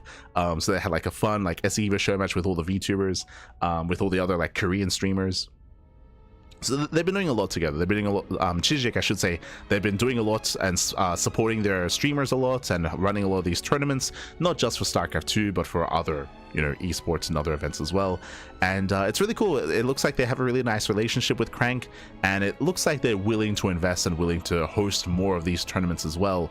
And what's important is that they've been different, right? We had the Elite League series, which was like open cups leading into like season finals. Here we had a Team League tournament. They've already done the SC Evo stuff, and I'm sure they're willing to explore and do other events, right? Like maybe some more 2v2 content, some more Team League content, some invitationals. We'll see. It's hard to say what they stick with. It feels like they're kind of trying a little bit of everything, seeing what they like most, seeing what gets the most interest, the most viewership, because at the end of the day, that's all they care about, right? Viewership and interest on their platform, especially from the Korean side. And from my understanding, they've been doing well. From my understanding, Crank has been getting a lot of viewership and been getting a lot of attention and a lot of momentum on his streams whenever he does these events. It also helps because Chijik, they put him on the front page. Like whenever there's an event like this, Cranky gets like full front page display, and they get a lot of attention and they get a lot of viewership that way as well. And yeah, it's really cool. Like in general, like Korean StarCraft, it seems to be growing. It seems like Korean viewership is growing quite a lot. I remember even for EWC, they had like a big viewership as well for that. So it's really cool to see interest garnered once again. And I'm sure part of that also, it also helps that like, right, like other streamers are playing StarCraft, like the VTubers and all of them as well, like looking to maybe step their toes into it. Yeah, best of luck in their endeavors, best of luck in their projects, of course, and hopefully we get more events like this in the future. Remember, SC Boy are coming back with their tournaments, with a recent announcement of the return of the Chinese server. It means that Kung Fu Cup is coming back. They're having a show match in China at the end of November with Scarlet. I know Scarlet's going. Oliveira is going to be playing again, so big hype for Oliveira to have Oliveira's return. Bearing in mind, Oliveira, this isn't him returning to compete. It's like a show match, right? It's like a retiree like show match sort of thing. So this isn't like Oliveira returning to like competitive play like on a permanent basis. From my understanding, it's just going to be a show match sort of thing. So don't, just calm down, don't get too excited. But regardless, really cool to see him coming back.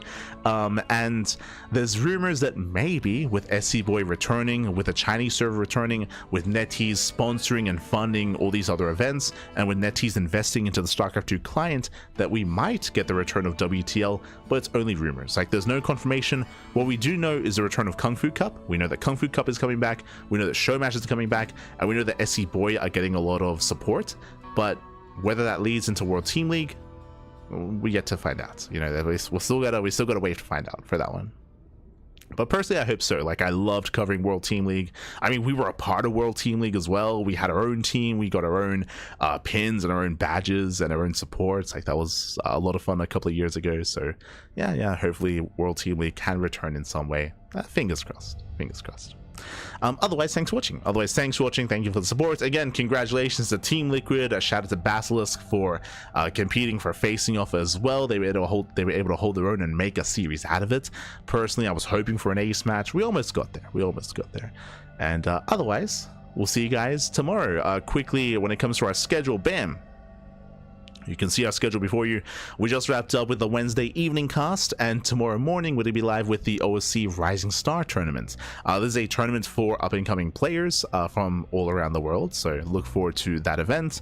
When it comes to what kind of players we're going to be featuring, let me just quickly double check here.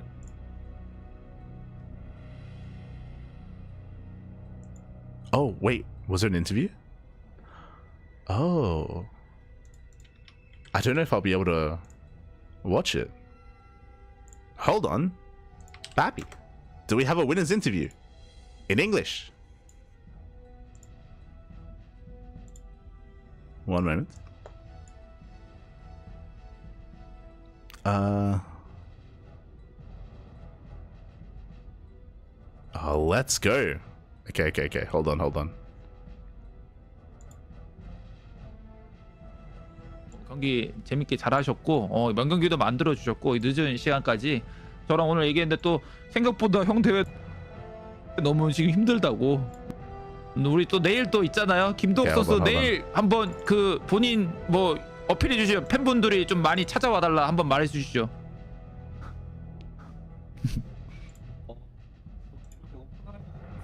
정말 거의 처음인 것 같은데. Hold on. Okay. We do have a winner's interview, actually, that it was conducted in English. Kyor did have an interview in Korean, so that's kind of what you could hear in the background. But it looks like we do have some words from the rest of the team as well, from Mana and from Clem. Okay. 고생했어요. 자, 마나 선수. Oh, 마나 선수. they're getting Mana. Mana, pick up the phone, Mana. Pick up the phone. 자, 마나 선수 하고 그 다음에 클렘 선수 하도록 하겠습니다, 여러분들. Okay, Clem 마나 after. 선수, 마나 선수. 오, Hi, hold on. I wanna show your cam. very good. Okay, very good. For context, this is Crank. Crank, he's the organizer of the event. Very good. The Korean caster. Congratulations. Hello. Thank you so much.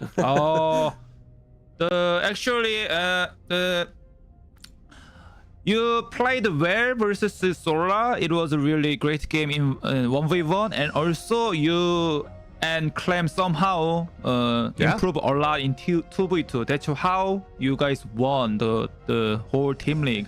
How did you guys talk about 2v2 and improve it? So we started our 2v2 with no experience whatsoever. I am not a 2v2 player. Clem played some 2v2s, but he's not a 2v2 player as well. So we started it very badly, but the more we played, the more we figured out what we can do. Like the longer the game goes, the worse it is for us. So we're like, let's just attack and see what happens. And it just worked well once we were attacking. So we stuck with the plan of just attacking. Okay. 일단 마나 선수가 이제 2대1을 거의 안 했고 Crank is translating. I would disagree with Mana saying that Clem doesn't play much 2v2. Clem plays a decent amount of 2v2. To the where I was saying that he's like one of the best 2v2 players in the world. If you're watching the 2v2 circuit from Uthermal, like Clem, he performed very well in that series. But fun to hear from him. The team captain, when you see the lineup of today, there was no trigger. So do you think if a trigger was there, actually the Serral trigger or the win rate was the 100%, and trigger is a really good PvP player, and then actually you lost? Do you think it would be much harder to win the tournament, or were you just already confident, no matter what? I think that 2v2 would not be as easy. I think I agree. Reynor Protoss is very strong as well, but in 2v2 you need like a different skill set. Yep. So I think if Trigger would have played the 2v2, 100%. the clan war would have been much different. Maybe you would have still won, maybe. But I think considering that Trigger couldn't play today, it was a bit fortunate for us. But in the previous clan war and today as well, I was feeling like very sick.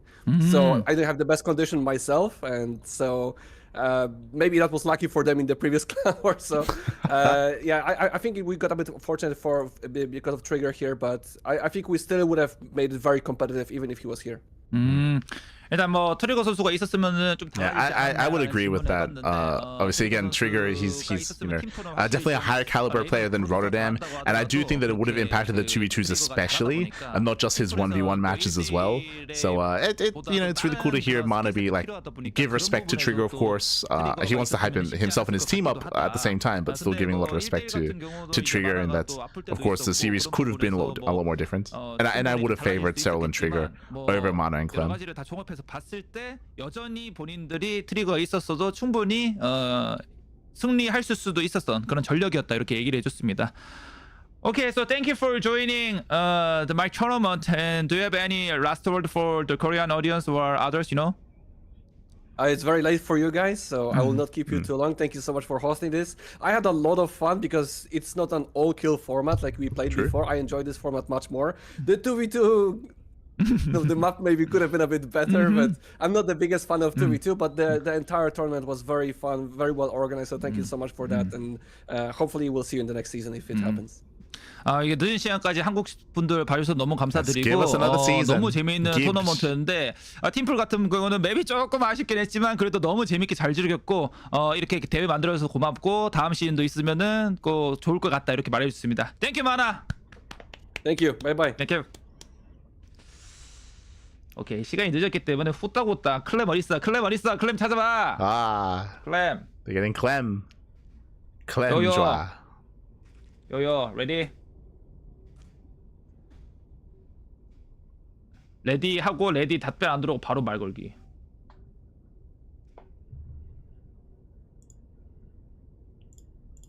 자, 물 없냐 나? 목마르다. 마나야 클렘 없어졌어. 클렘 대답 안 한다. 클렘 똥 싸러 갔나? 클렘 왔나? 왔다. 오케이. 하이. Hello. 헬로. 안녕하세요. 안녕. 안녕하세요. 잠깐만. 안녕하세요, papi. Let's go. You know that Korean fans loves you, you know? Oh, really? Yeah. I love Korean fans. Okay, Much love to okay. the Korean fans. Okay. So, first of all, congratulations for winning. Thank you. Yeah. Appreciate it. Yeah, the first question was that you were very furious like 2 days ago when you lost the really like I would say very straightforwardly. Your Reaper micro was very sloppy compared to you are Clem. You're not CranKy or Reynor, you know? What happened? Your crank I is don't know, Reynor is being thrown under the sometimes bus. it happens. Some days, you know, I don't feel 100%, and that was one of the days where I didn't feel like perfect, you know, and my micro was a bit sloppy, and I was not happy about how I was playing the game, so that made me a little bit tilted, and also the way I lost against Reynor, it made me a little bit frustrated. 일단 뭐 이틀 전에 팀플 사신 컨트롤 김동원 크랭크보다 못했다고. Crank's like, yo, what happened, man? You were playing like Ryung. You were playing like what? Yo, Ryung catching strays, papi. Oh my god.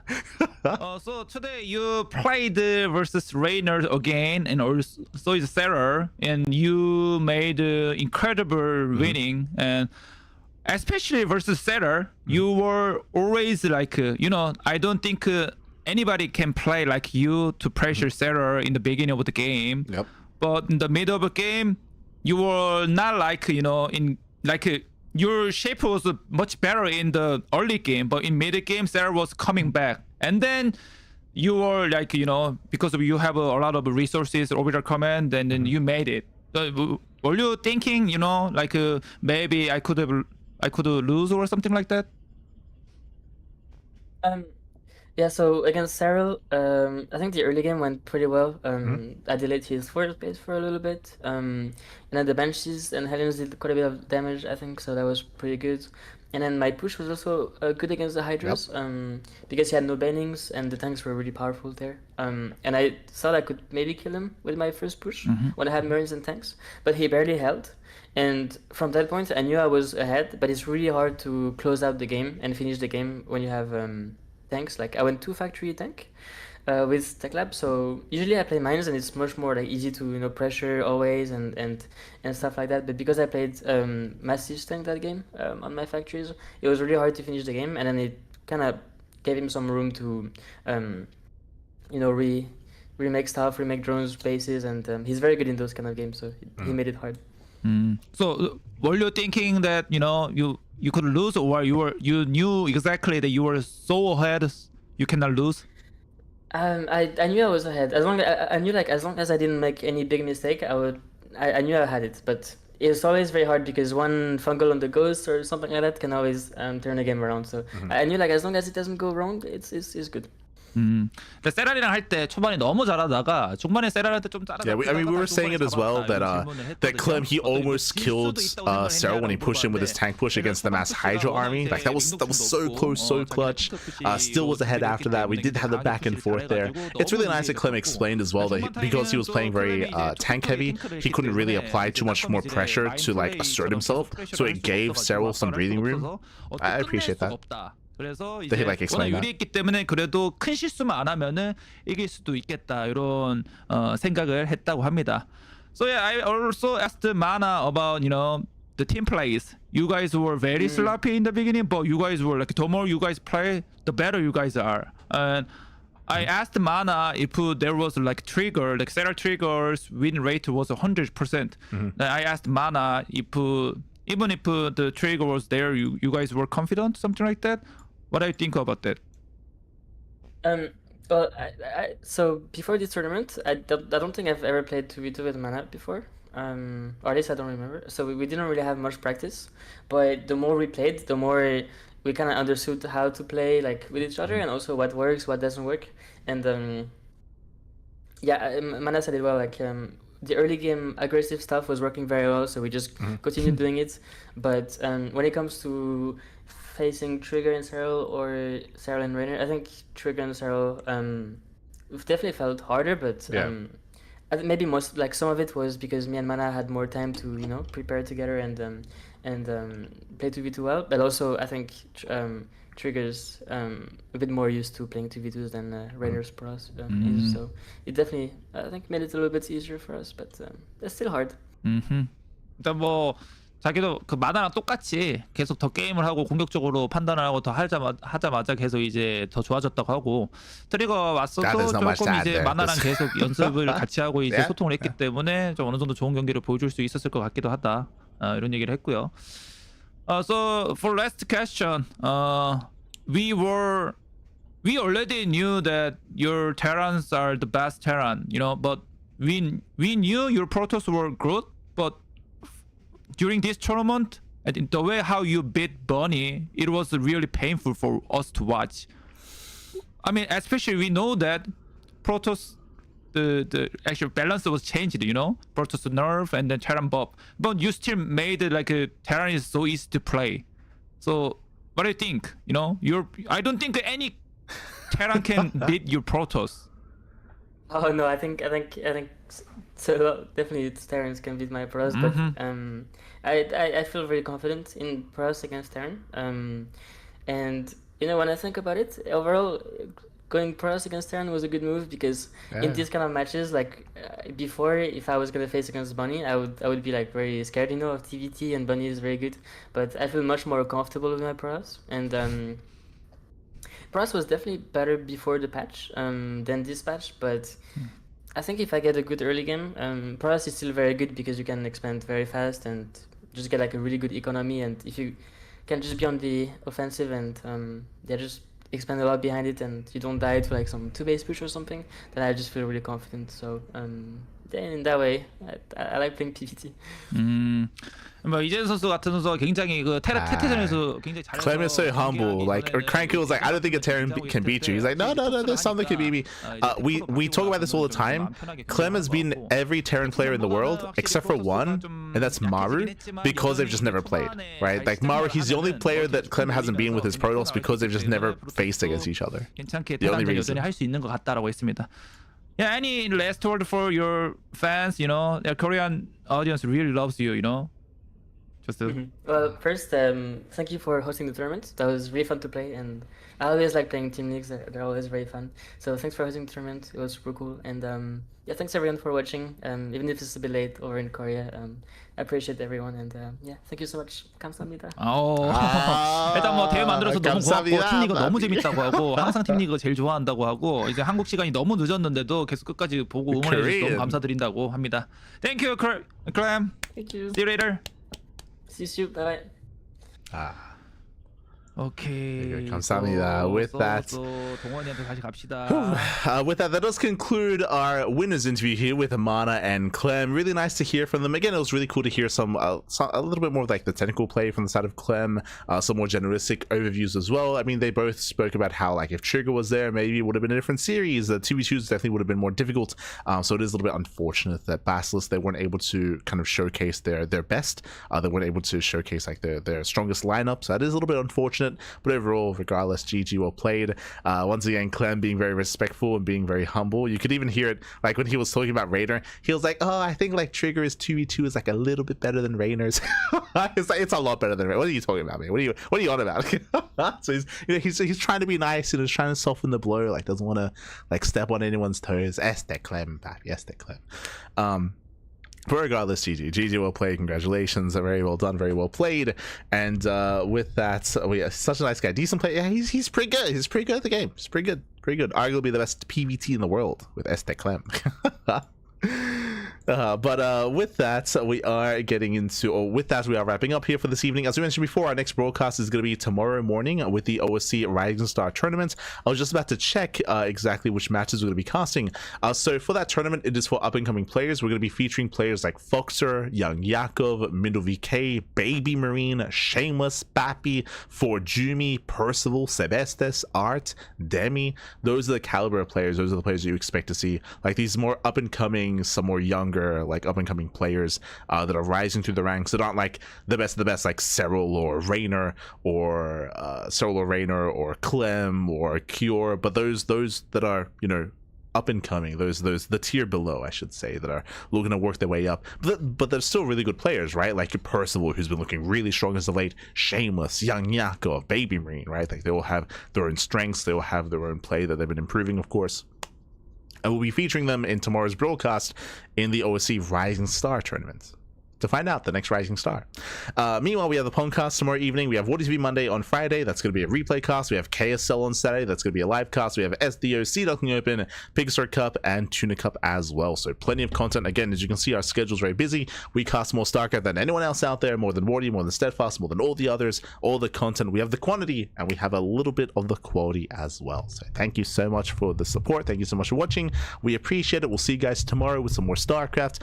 Otherwise, if you want to support us, you can do so via following us on the socials. Check us out on YouTube. We have Twitter, Facebook, all the StarCraft. You can check us out if you wish. We upload on YouTube on a daily basis, and likewise, you can also support us via Patreon. Our Patreon specifically is designed to fund our tournaments, so you can see just under the schedule on my right, you can see our current Patreon. We earn 568 USD via Patreon a month, and that all goes towards our tournaments. Our next goal is at 670 to boost the prize pool of our tournaments even further, to grow our tournaments, and ideally to end up with a monthly finals. We are hosting monthly finals for the remainder of the year, but only for this year. Coming into 2026, it will be back to just regular weeklies, but hopefully we can grow our event even further. And with that, thanks for watching. Thanks for tuning in. We do appreciate it, and we'll see you guys tomorrow for either the OSC Elite Rising Star, that's going to be in around 10 hours time, or with the podcast, which will be in just under 24 hours. See you then. See you next time. Until then, ciao, papi, ciao, hasta luego. Congratulations once again to Team Liquid. GG.